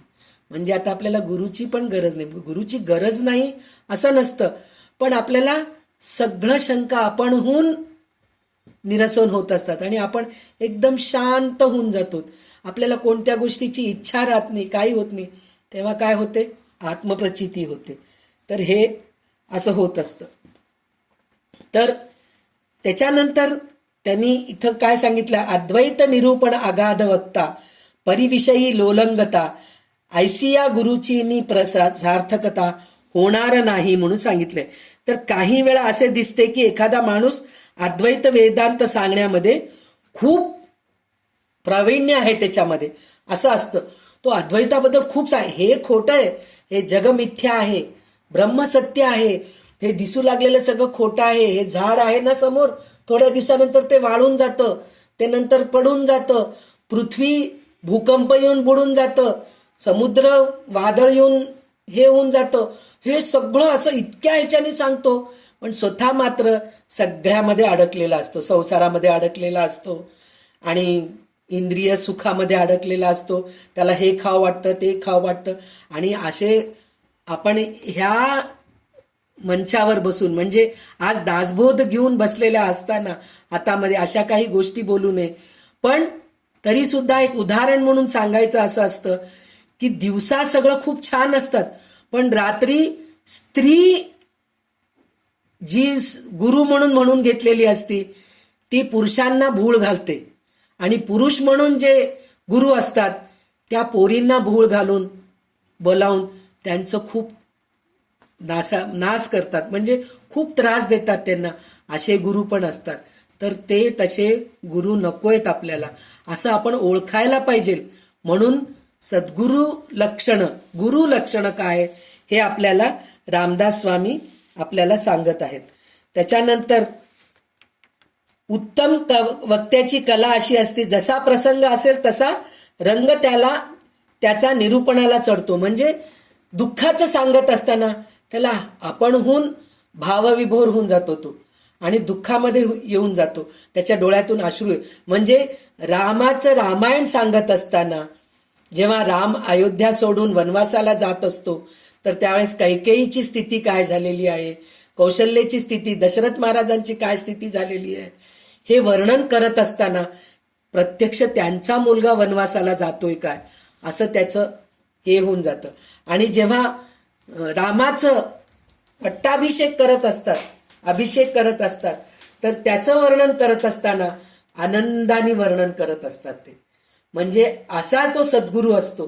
म्हणजे दुःखाचं प्रसंग सांगत असताना तो स्वतः दुःखी होऊन वर्णन करत असतो, आणि आनंदाचे प्रसंग सांगत असताना, आणि जेव्हा कंसाला मारायला म्हणून श्रीकृष्ण जातात किंवा रावणाला मारायला राम जातात, तेव्हा त्यांच्या अंगामध्ये जे क्रोध आहे ते क्रोध सुद्धा ते व्यक्त करू शकतात. आणि प्रत्यक्ष जेव्हा नरसिंह हिरण्यकश्यपूला मारत असतात, करून जसं नरसिंह अवतार घेऊन येत असतात, तर तसं ते रौद्र रूप घेऊन त्याचं वर्णन करून सांगत असतात. म्हणजे हे खरे सद्गुरू असे असतात, म्हणून रामदास स्वामी आपल्याला हे सांगत आहेत. तर त्याच्यानंतर ते म्हणतात की साधकाच्या मनामध्ये असा विचार येतो की पूर्वी मोठे ज्ञाते विरक्त आणि भक्त होऊन गेले, त्यांची योग्यता भगवंताच्या बरोबरीने होती, सिद्धी वश झाल्याने त्यांच्या अंगी मोठे अद्भुत सामर्थ्य होते. म्हणजे आधीच्या काळचे सद्गुरू संत सगळे असे होते, आता असे कोणी नाहीयेत असं साधकाला वाटत असतं, पण असं नाही समजायचं आपण. असे सद्गुरू आता सुद्धा आपल्याला भेटतात. उदाहरण माझे सद्गुरू. दिसायला जरी ते संत संन्यासी, वेशभूषा त्यांची तसली नसली तरी साधे राहायचे. सांगू लागले ना, कधी आपण त्यांना भेटायला गेले तर बनियनवरच असं काहीतरी बसलेले आहेत, काहीतरी आसन घालून बसलेले आहेत, असं काही नाही. साधं सोफ्यावर कुठेतरी पुस्तक आपल्या हातात घेऊन बसलेले आहेत, वाचत बसलेले आहेत, किंवा त्यांच्या क्लिनिकमध्ये होमिओपॅथीचं पुस्तक वाचत बसलेले आहेत, किंवा बॉटलमध्ये औषधं संपलेले आहेत तर ते औषधं भरायचे, हे औषधं संपलेत मग त्याची लिस्ट करत बसलेले आहेत, हे औषधं मागवायचेत आपल्याला दुकानातून, असे दिसायचे ते असं बसलेले आहेत, असं सतत ध्यानातच बसलेले आहेत, सतत मेडिटेशन रूम मध्येच बसलेले आहेत, त्यांच्या अवतीभोवती सतत 7-8 शिष्य बसलेले आहेत, असं कधीच नाही. दार लावून बसलेले आहेत असं कधीच नाही. साधे एकदम. फक्त सकाळच्या वेळेस सकाळी 5-6 ते 8:30-9 पर्यंत मात्र त्यांच्या साधनेमध्ये ते व्यत्यय आणू देत नव्हते, कोणाशी बोलत नव्हते. त्यांच्या ते साधना करायचे, मेडिटेशन करायचे, व्यायाम करायचे, रेग्युलर, एकही दिवस चुकले नाहीत ते. असं आम्ही प्रवासात गेले असताना सुद्धा ते व्यायाम करायचे. आणि म्हणूनच म्हणतात ना, पहिले आपण करावे नंतर दुसऱ्यांना सांगावे, तसे ते होते. म्हणून ते सांगितलेलं आम्हाला सगळ्यांना पटायचं. मी काहीच करत नाही आणि 4 लोकांना सांगत बसले तर माझं कोण ऐकणार आहेत. याचं उदाहरण आपण अगोदर ऐकलेले आहोत एकनाथ महाराजांचं, की एक बाई येऊन म्हणती माझा मुलगा गुळ खूप खातोय, त्याचं गुळ सोडवा, तो ऐकतच नाही. तर एकनाथ स्वामी महाराज म्हणतात की 8 दिवसानंतर ये तू. मग ती बाई 8 दिवसानंतर जाती, ते म्हणतात नाही अजून एक 8 दिवस होऊ दे म्हणून म्हणतात. मग 8 दिवसानंतर 15 दिवसानंतर ती बाई गेल्यानंतर त्या मुलाला ते इतके छान समजून सांगतात की गुळ खाऊ नको बेटा, गुळ खाल्लं तर असं त्रास होतं, थोडंसं खाऊ, थोडं खाऊ नये, असं व्यवस्थित समजून सांगतात. तो मुलगा दुसऱ्या दिवसापासून गुळ खाणं सोडून देतो. तर त्या बाईला असं वाटतं हेच तुम्ही 15 दिवसापूर्वी करायचं होतं ना, आता काय इतकं उशीर का केलात? तर ते म्हणेन मी स्वतःच गुळ खात होतो, मी काय सांगणार त्या मुलाला गुळ खाऊ नको म्हणून. म्हणजे असं राहायला पाहिजे की पहिले आपण करायला पाहिजे, मग दुसऱ्यांना सांगता यायला पाहिजे. असे गुरु राहायला पाहिजे. तर असे गुरु आहेत आपल्याला, दिसत नाहीत म्हणजे आपण ओळखू शकत नाहीत. असे संत सद्गुरू भरपूर आहेत, आपल्या अवतीभोवती सुद्धा असतात, पण त्यांना आपण ओळखू शकत नाहीत. फार क्वचित असं होतं की त्यांना आपण ओळखतो आणि मग त्यांना आपण गुरु करतो आणि त्यांच्या सहवासात राहायचं आपण प्रयत्न करत असतो. त्याचप्रमाणे माझे अनुभव पण तेच आहेत. मी पहिले त्यांना गुरु म्हणून ओळखलेच नाही, त्यांना फक्त डॉक्टर म्हणूनच ओळखले, होमिओपॅथी डॉक्टर आहेत म्हणूनच ओळखले.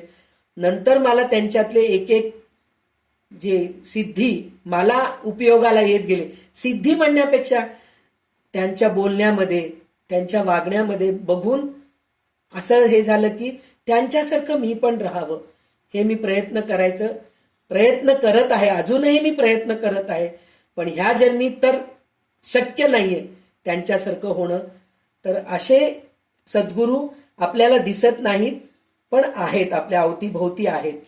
आणि त्याच्यानंतर त्यांनी सांगितलेत की कोणत्या तरी वासनेने वेडी झालेली अनेक शब्दज्ञानी माणसे परमार्थ न साधता फुकट गेली. म्हणजे वासनानी वेडे झालेले असतात, गुरु मांडतात, स्वतःला गुरु म्हणून घेतात, पण वासनेमध्ये बुडलेले असतात. आपली इच्छा तृप्त व्हावी म्हणून धडपडणारे ते मूर्ख बिचारे काही न कमाविता मरून गेले. म्हणजे त्यांना काहीच मिळालं नाही, नुसतं गुरु म्हणून घेतले, पण त्यांना काही सिद्धी प्राप्त झालं नाही, काही हे झालं नाही. नंतर त्यांना नावच ठेवले. असे मला खूप वाईट वाटतं. ह्या आपल्या भारतामध्ये असे संत सद्गुरू असे आहेत की पहिले खूप चांगले वागलेले असतात, पण त्यांचं काहीतरी एक दुर्गुण बाहेर पडतं, त्यांची इतकी बदनामी होते, शेवटी त्यांना जेलमध्ये पण जावं लागतं. असे संत सद्गुरू आहेत.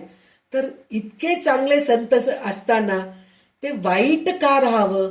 त्यांचे दुर्गुण आहे म्हणूनच बाहेर पडतायत ना, तर दुर्गुण का राहावं त्यांचं? तर ते दुर्गुण राहू नये. मग अशा ह्याच्यामध्ये जेलमध्येच मरून जातात ते. म्हणजे इतके दिवस त्यांचे आश्रम चांगले चाललेले असतात, कितीतरी सुशिष्य त्यांच्याजवळ चांगले झालेले असतात, पण शेवटी त्यांची दुर्दशा अशी होती की त्यांचं एक दुर्गुण म्हणजे वासनेने दडलेले असतात. तर ती वासना नकोय. गुरु म्हणल्यानंतर वासना राहू नये. असं मग त्यांचं ते ज्ञान सगळं व्यर्थच गेलं म्हणल्यासारखं. तर इथं ते सांगतायत की ते वासना न राहता 4 शब्द चांगले सांगायला पाहिजे, असे सद्गुरू राहायला पाहिजे म्हणून म्हणतात. तर वासना भगवंतापासून दूर करते, ती संपूर्ण नाहीशी करून जो भगवंतावर दृढनिष्ठा ठेवून राहतो तो सद्गुरू होण्यास लायक असतो. म्हणजे ज्याच्यामध्ये वासना नाहीयेत, गुरु असतात म्हणले ना, गुरुमध्ये सगळं असतं. आणि जो गुरु पैसे घेऊन शिकवतो, अध्यात्म म्हणा, तुमचं काय म्हणतात त्याला, काहीतरी कोर्सेस असतात, ते कोर्सेस शिकवण्यासाठी सुद्धा पैसे घेतात, मग ते गुरु नाहीयेत. पैशाला तुम्ही हे केलेले आहात, तर ते चुकीचं आहे.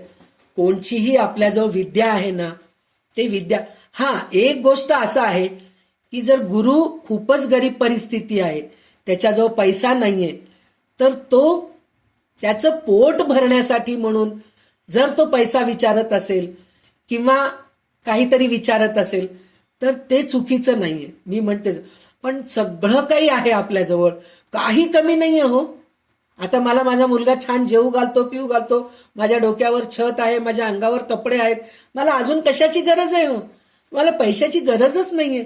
तर मी शिकवत आहे, मी तुम्हाला फीस का विचारावं? विचारायची गरज नाहीये.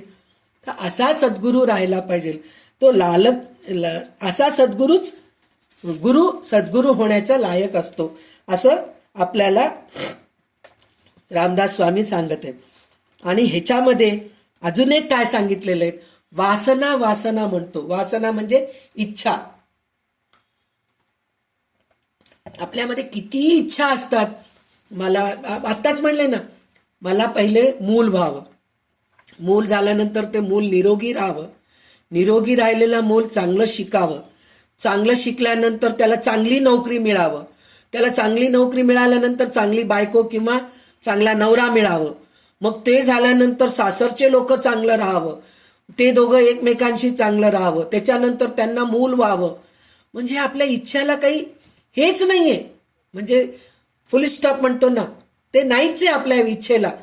पण आपल्याला इच्छा कशाची राहायला पाहिजे, वासना कशाची राहायला पाहिजे, तर मला भगवंत जवळ करावं, मी सतत भगवंताच्या चरणी राहायला पाहिजे, ही वासना राहावी लागते. तेव्हा त्या वासनेशिवाय मी राहूच शकत नाही. मला आज भगवंताचं आज मी भगवद्गीता मी ग्रुप जॉईन केले. दररोज एक अध्याय वाचणार म्हणजे वाचणार. दररोज मी उपासना करणार. दररोजच्या देवतेच्या प्रमाणे मी दररोज उपासना करणार म्हणजे करणार, असं मी ठरवले. तर मग ते झाल्याशिवाय मला तगमग होत असते. कुठल्याही परिस्थितीमध्ये मला ताप येऊ दे, मी गावाला जाऊ दे, कुठेही जाऊ दे, त्याच्यातून मी 5 मिनिटं वेळ काढेन, अर्धा तास वेळ काढेन. जसं आपण झोपण्यासाठी आपल्याला झोपायची सवय असते दुपारी, नाही हो मला एक अर्धा तास झोपल्याशिवाय मला सुधरत नाही हो, मी झोपून येते, एक 5 मिनिटं थांब ना ग, एक 5 मिनिटं मी आडवं पडून येते. असं जेव्हा आपण करतो, पोटाला भूक लागते की नाही आपल्याला, जेवल्याशिवाय आपल्याला सुचत नाही. कोणी जाऊ दे, कोणी राहू दे, कोणी जन्मू दे, कोणाचं लग्न होऊ दे, किती काय याच्यात राहू दे, नाही हो गोळी घ्यायचंय, मला एवढं तरी खावं लागतं पहा, म्हणून मग आपण असं जसं खातो त्याचप्रमाणे ह्या गोष्टीचा विचार करा ना तुम्ही. आज मी भगवद्गीता वाचल्याशिवाय मी राहूच शकत नाही. त्यातल्या त्यात मी 5 मिनिटं काढत, दिवसभर मला वेळ मिळाला नाही, रात्री अंथरुणावर पडल्यानंतर 5 मिनिटं मी उशिरा झोपेन, पण मी वाचून झोपेन. ही जे वासना इच्छा असती, तगमग असती, ती राहायला पाहिजे आपल्याला. तसं करायला पाहिजे. नाही हो नाही जमत, काय करणार, जेवायला जमत नाही का, न जेवता राहतो का एक दिवस तरी.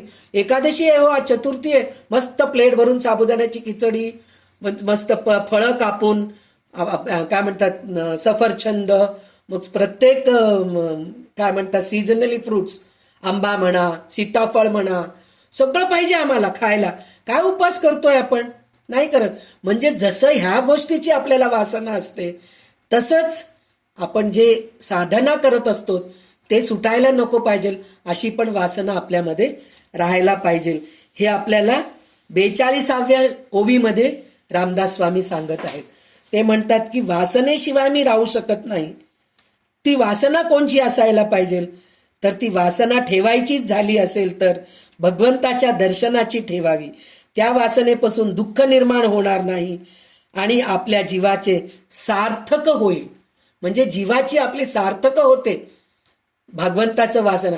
तेच खाण्याचं वासना ठेवलो एकतर रोग निर्माण होतात. अजून खायला पाहिजे, आपण जर असं इच्छा करत बसलो तर रोग निर्माण होते. झोप दिवसातून जास्तीत जास्त 7 ते 8 तास झोप, पण आपण 10-12 तास झोपू लागलो तर ते पण रोग निर्माण करायचं आपल्याला हे करतं. आणि सारखं आपण टीव्ही बघू लागलो, मोबाईल बघू लागलो, तर असं मी कितीतरी लोकांचं ऐकले, बोट फिरवून फिरवून फिरवून मोबाईलवरते अंगठ्याला बोटांना पॅरालिसिस झालेले आहेत कितीतरी लोकांचे.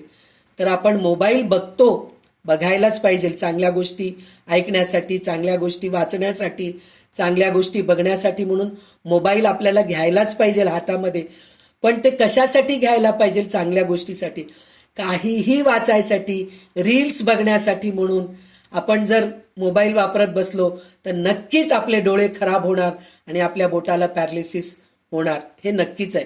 तर अशा वासनेमध्ये न अडकता आपण चांगल्या गोष्टी करायला पाहिजे, म्हणजे चांगले शेवट आपला चांगला होतो, असं म्हणून रामदास स्वामी सांगत आहेत.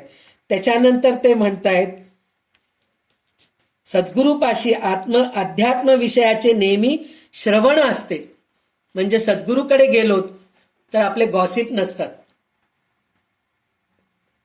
अहो तर शेजारचा असं केला, हो त्यांची पोरगी पळून गेली आणि ते काय त्यांचा मुलगा असं केला, त्यांच्यामध्ये हे झालं, अशा काही गप्पा नसतात. त्यांच्याकडे अध्यात्म विषय असतात. म्हणजे त्यांच्याकडे गेलं की आपल्याला काहीतरी ज्ञानच मिळत असतं, असे असतात. नित्य हरिकथा निरूपण चालत असतात. म्हणजे प्रत्यक्षामध्ये हरिकथा निरूपण जरी चालत नसत असतील, म्हणजे त्यांच्याकडे सतत कीर्तन चालू आहेत, त्यांच्याकडे निरूपण चालू आहे, असं जरी नसलं तरी ते चांगले पुस्तक वाचत बसलेले असतात. त्यांच्याकडे ते चांगल्या गोष्टी, त्यांच्याकडे गेल्यानंतर आपल्याला हे पुस्तक वाचा बरं का, हे पुस्तक वाचलं तर तुम्हाला तुमच्यामध्ये फरक होतो, हे पुस्तक वाचल्यानंतर, असे सांगणारे सद्गुरू असतात. सारासार विचार असतो, आत्मान विवेक चालतो, तेथे जगाचा उद्धार होत असतो. पुष्कळ लोकांना नवविधा भक्ती कशी करावी हे त्यांच्यामुळे समजतं. म्हणजे नवविधा भक्ती, श्रवणम कीर्तनम विष्णू स्मरणम पादसेवनम अर्चनम वंदनम दास्यम सख्य आत्मनिवेदनम, हे 9 जे हे आहेत ना भक्ती, हे कसं करायचं हे आपल्याला सद्गुरूकडूनच कळत असतं. नवविधा भक्ती कशी करावी ते कळत असतं. त्यामुळे आपल्याला ज्ञान मिळत असतो आणि त्यापासून पुष्कळ लोकांना फायदा होते, असं ते सांगत आहेत. तर आता आपल्याला, म्हणजे हे खरं तर 47व्या श्लोकाचा अर्थ आहे, ओवीचा अर्थ आहे. तर आपण आता रेखाताई पुढचे 60 श्लोकापर्यंत ओवीपर्यंत वाचा. हा ते याहीवरी वैराग्य प्रबळ वृत्ती उदास केवळ विशेष आचरे निर्मळ स्वधर्म विषयी श्रीराम. याहीवरी अध्यात्म श्रवण हरिकथा निरूपण जेथे परमार्थ विवरण निरंतर श्रीराम. जेथे सारासार विचार तेथे होय जगदोद्धार नवविधा भक्तीचा आधार बहुत जनासी श्रीराम. म्हणून नवविधा भजन जेथे प्रतिष्ठले साधन हे सद्गुरूचे लक्षण श्रोती ओळखावे श्रीराम. अंतरी शुद्ध ब्रह्मज्ञान बाह्य निष्ठेचे भजन तेथ बहुभक्तजन विश्रांती पाविती श्रीराम. नाही उपासनेचा आधार तो परमार्थ निराधार कर्मे विण अनाचार भ्रष्ट होती श्रीराम. म्हणून ज्ञान वैराग्य आणि भजन स्वधर्म कर्म आणि साधन कथा निरूपण श्रवण मनन नीती न्याय मर्यादा श्रीराम. यामध्ये एकवणे असे तेणे ते विलक्षण दिसे म्हणून सर्व ही विनसे सद्गुरुपासी श्रीराम. तो बहुतांचे पालन करता त्यास बहुताची असे चिंता नाना साधने समर्था सद्गुरुपासी श्रीराम. साधने विण परमार्थ प्रतिष्ठे तो मागुता सवेची भ्रष्टे या कारणे दुरिद्रष्टे महानुभाव श्रीराम. आचार उपासना सोडिती ते भ्रष्ट अभक्त दिसती जळोतयांची महंती कोण पुसे श्रीराम. कर्म उपासनेचा अभाव तेथे भकाधेसी ज्याला ठाव तो कान कोंडा समुदाव प्रपंची हसती श्रीराम. नीच यतीचा गुरु तोही कान कोंडा विचारू ब्रह्मसभेस जैसा चोरू तैसा दळे श्रीराम. ब्रह्मसभे देखता तयाचे तीर्थ नये घेता अथवा प्रसाद सेविता प्राश्चित्त घडे श्रीराम. तीर्थप्रसादाची सांडी केली तेथे नीचता दिसोनी आली गुरु भक्ती ते सटवली एकाएकी श्रीराम. तर आता मी म्हणले ना 47वा ओवी आहे. याहीवरी अध्यात्म श्रवण हरिकथा निरूपण जेथे परमार्था विवरण निरंतर नंतर नवविधाचा भक्तीचा आधार, असं म्हणून जे सांगितलेले, म्हणजे त्यांच्याकडे नेहमी श्रवण कीर्तन चालूच असतं आणि ते आपल्याला कसं करायचं हे आपल्याला गुरु शिकवत असतात. त्यामुळे आपला अंतर्यामी शुद्ध होते. म्हणजे नवविधा भक्ती संपूर्ण 9 प्रकारे भक्ती करा असं ते सांगत नसतात.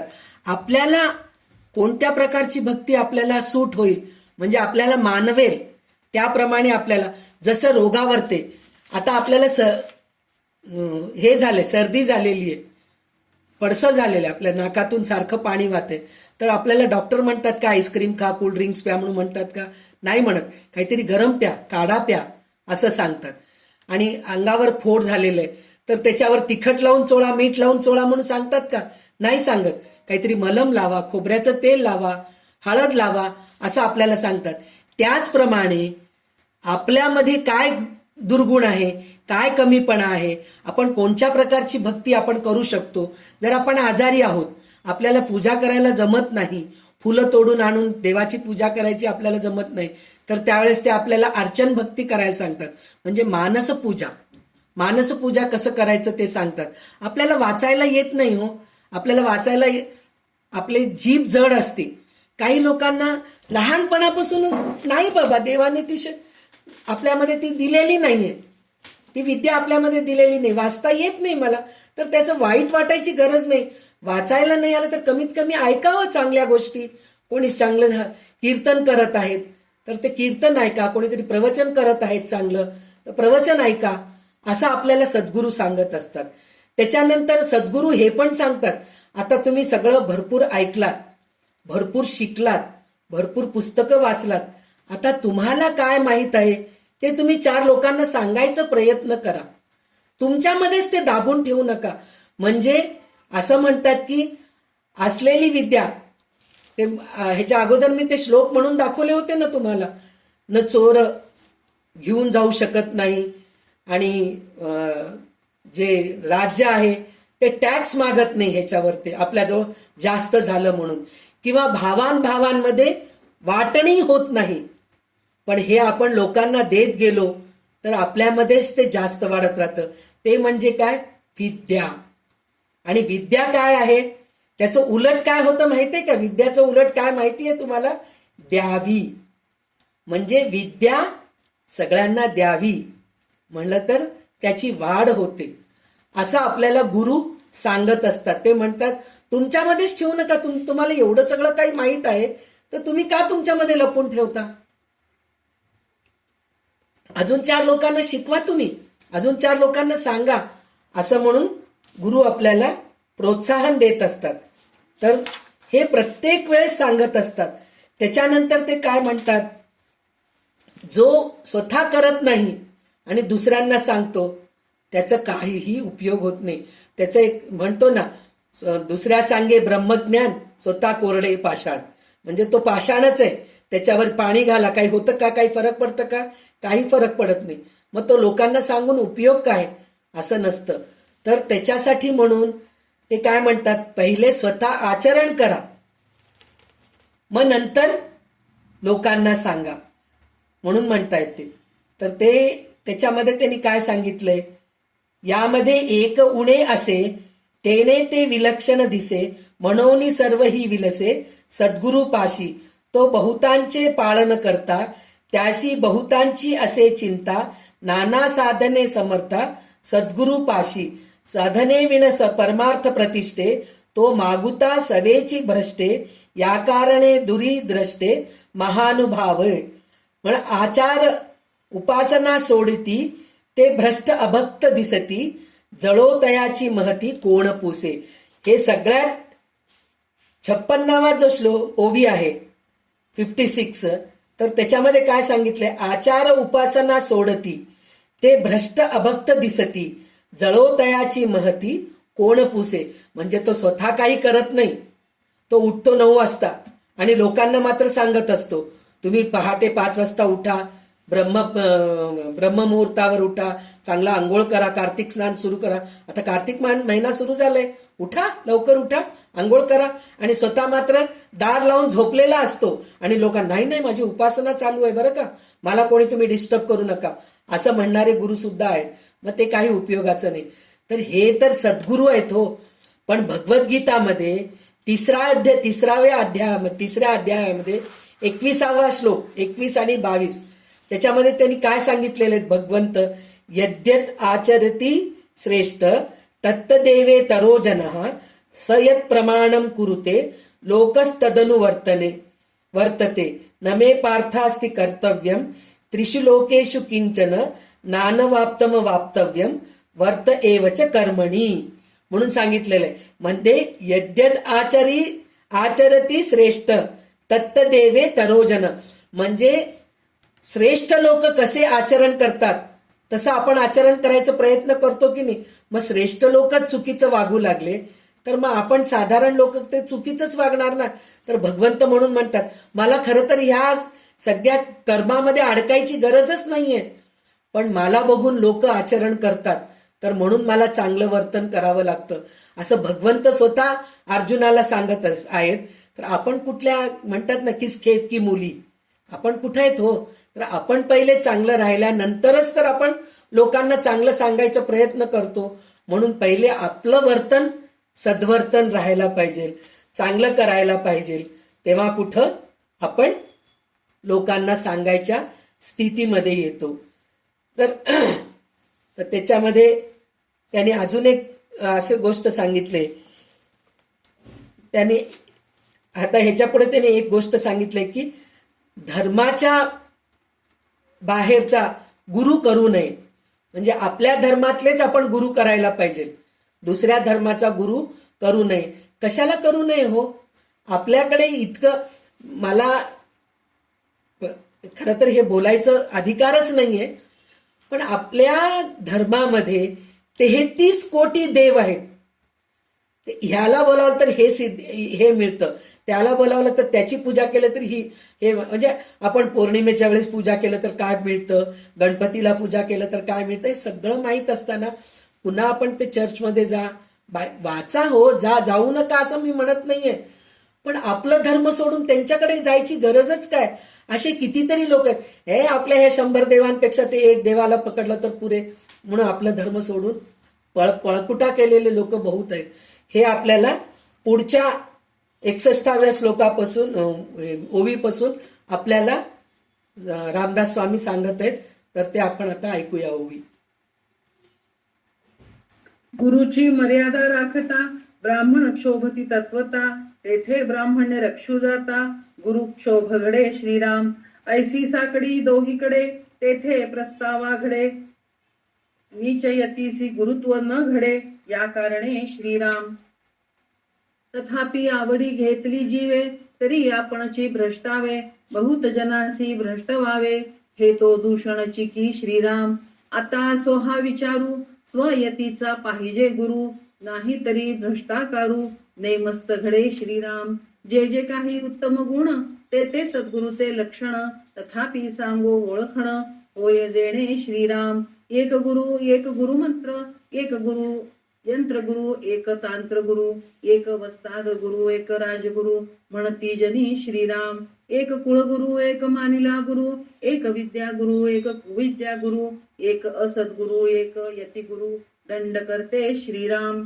एक माता गुरु, एक पिता गुरु, एक राजगुरु, एक देवगुरु, एक बोलिजे जगद्गुरु सकळ कळा श्रीराम.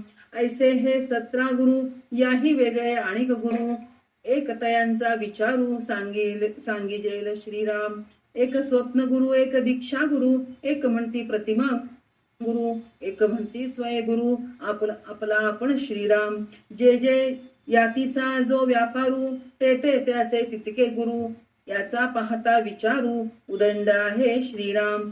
असो ऐसे उदंड गुरु, नाना मतांचा विचारू, परी जो मोक्षदाता सद्गुरु, तो वेगळाची असे श्रीराम.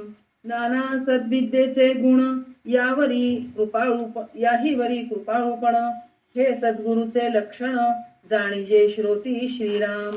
इति श्री दासबोधे गुरु शिष्य संवादे गुरु लक्षण नाम समास दुसरा समाप्त. तर तेच म्हणतायत की आपण आपल्या धर्मामध्ये आपल्याला एक गुरु पटत नसतील, ते एक गुरु सांगतात नाही तुम्ही असं निष्ठेने राहा, सकाळी उठायलाच पाहिजे, आंघोळ करायलाच पाहिजे, मग काही न खाताच मग तुम्ही ते नाममंत्र जप करायला पाहिजे, असं सांगणारे काही गुरु असतात. काही लोक म्हणतात थंड पाण्याने आंघोळ करायला पाहिजे, काही लोक म्हणतात उपाशी राहून करायला पाहिजे, काही लोक म्हणतात एकभुक्त राहायला पाहिजे. हे सगळं आपल्याला जमत नसेल, पण तसं म्हणून आपलं धर्म सोडून दुसऱ्या धर्मामध्ये जाणं हे चुकीचं आहे असं हे ह्याच्यामध्ये सांगतात.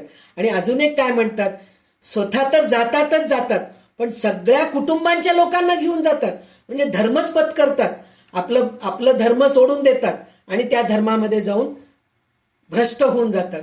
तर तसं करणं चुकीचं आहे असं म्हणून म्हणतात. तर त्याच्यामध्ये गुरु कोण कोण आहेत ते सुद्धा ते आपल्याला सांगितलेलं आहे.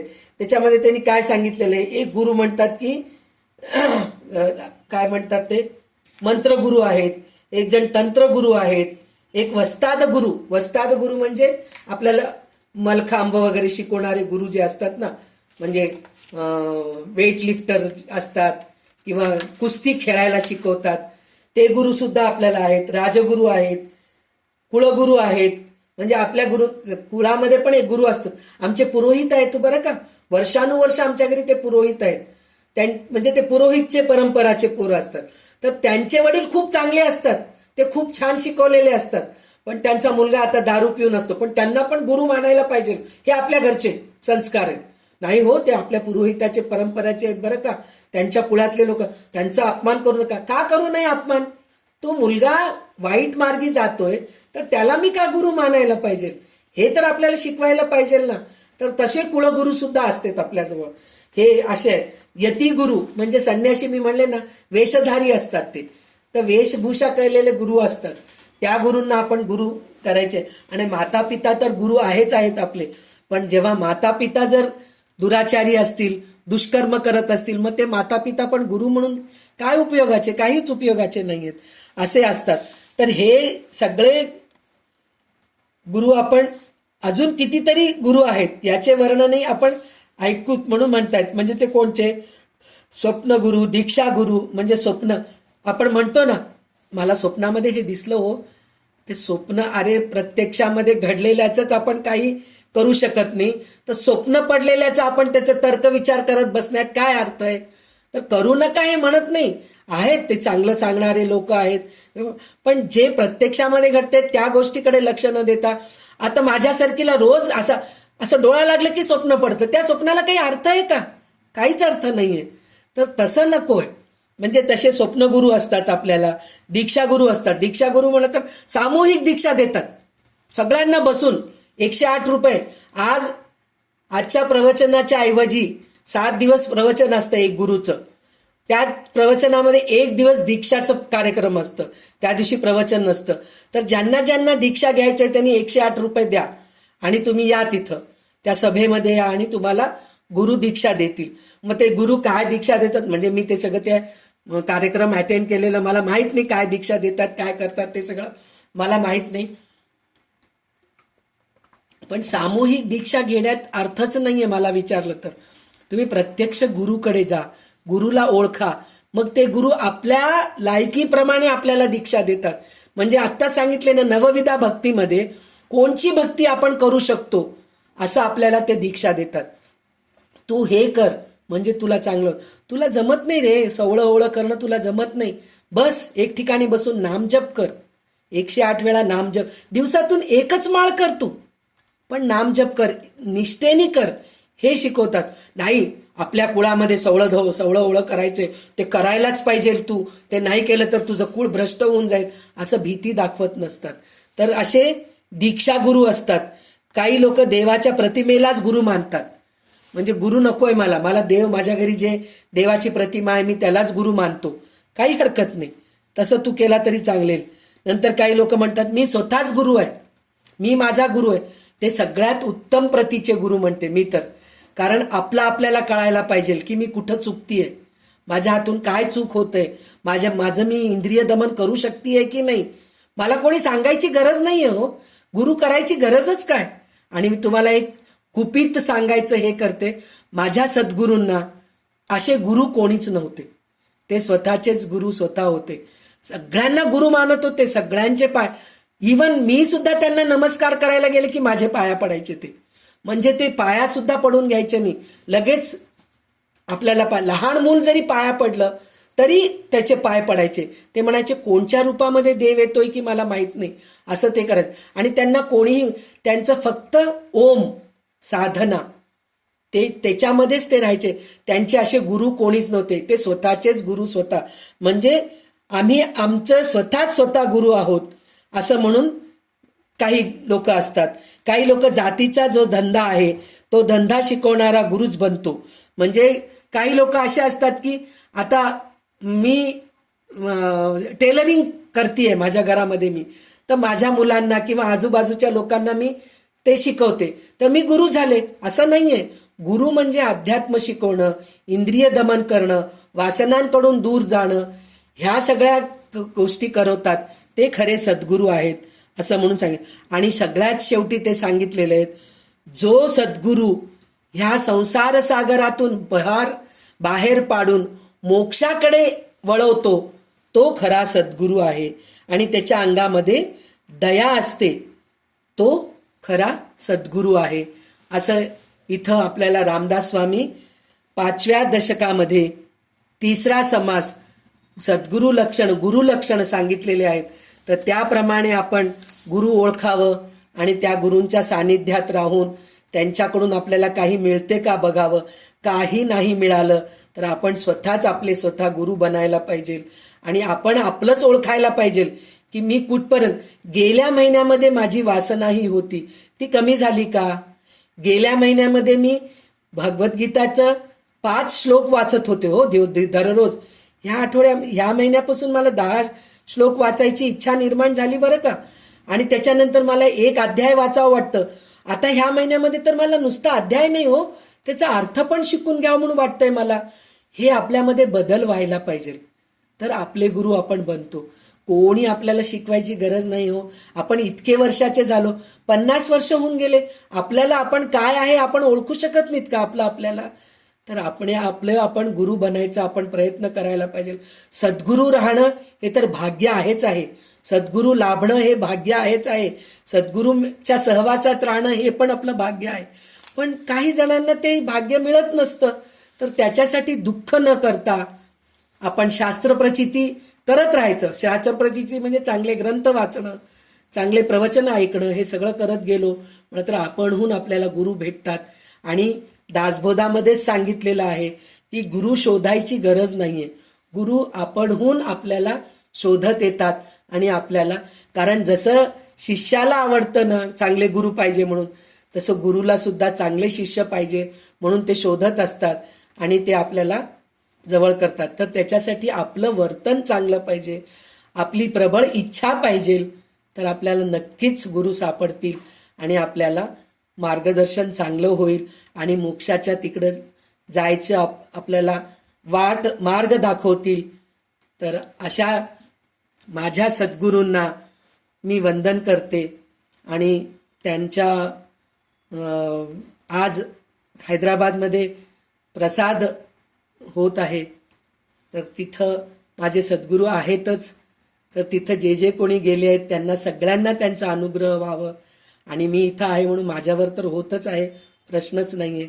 तर आज जे काही शब्दपुष्पांजली माझ्या मुखातून बाहेर पडलेले आहेत ते सगळं काही माझ्या सद्गुरूंच्या चरणी वाहून मी आज इथेच थांबते आणि कल्याणकरी रामराया हे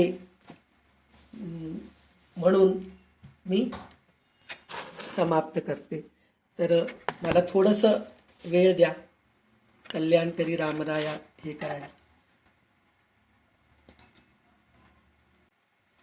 कल्याणकरी रामराया रामराया, कल्याणकरी रामराया, जनहित विवरी जनहित विवरी जनहित विवरी, कल्याणकरी रामराया. तळमळ तळमळ होतची आहे होतची आहे, हे जन हाती धरी दयाळा, कल्याणकरी रामराया रामराया, कल्याणकरी रामराया. अपराधी जन चुकतची गेले चुकतची गेले, तुझा तूची सावरी दयाळा, कल्याणकरी रामराया रामराया, कल्याणकरी रामराया. कठीण त्यावरी कठीणची झाले कठीणची झाले, आता न दिसे उरी दयाळा कल्याण करी राम राया राम राया कल्याण करी राम राया कोठे जावे काय करावे काय करावे आरंभिली बोहली दयाळा कल्याण करी राम राया राम राया कल्याण करी राम राया दास म्हणे आम्ही केले पावलो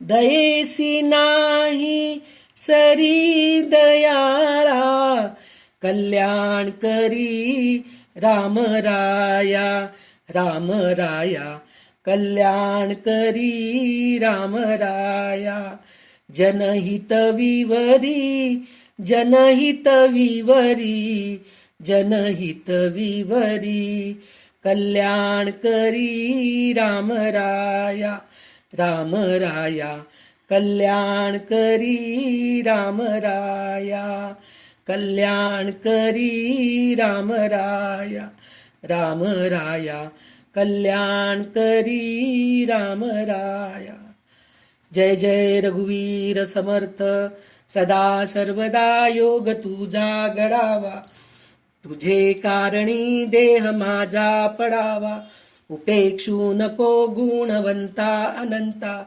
रघुनायका मागणेची आता जय जय रघुवीर समर्थ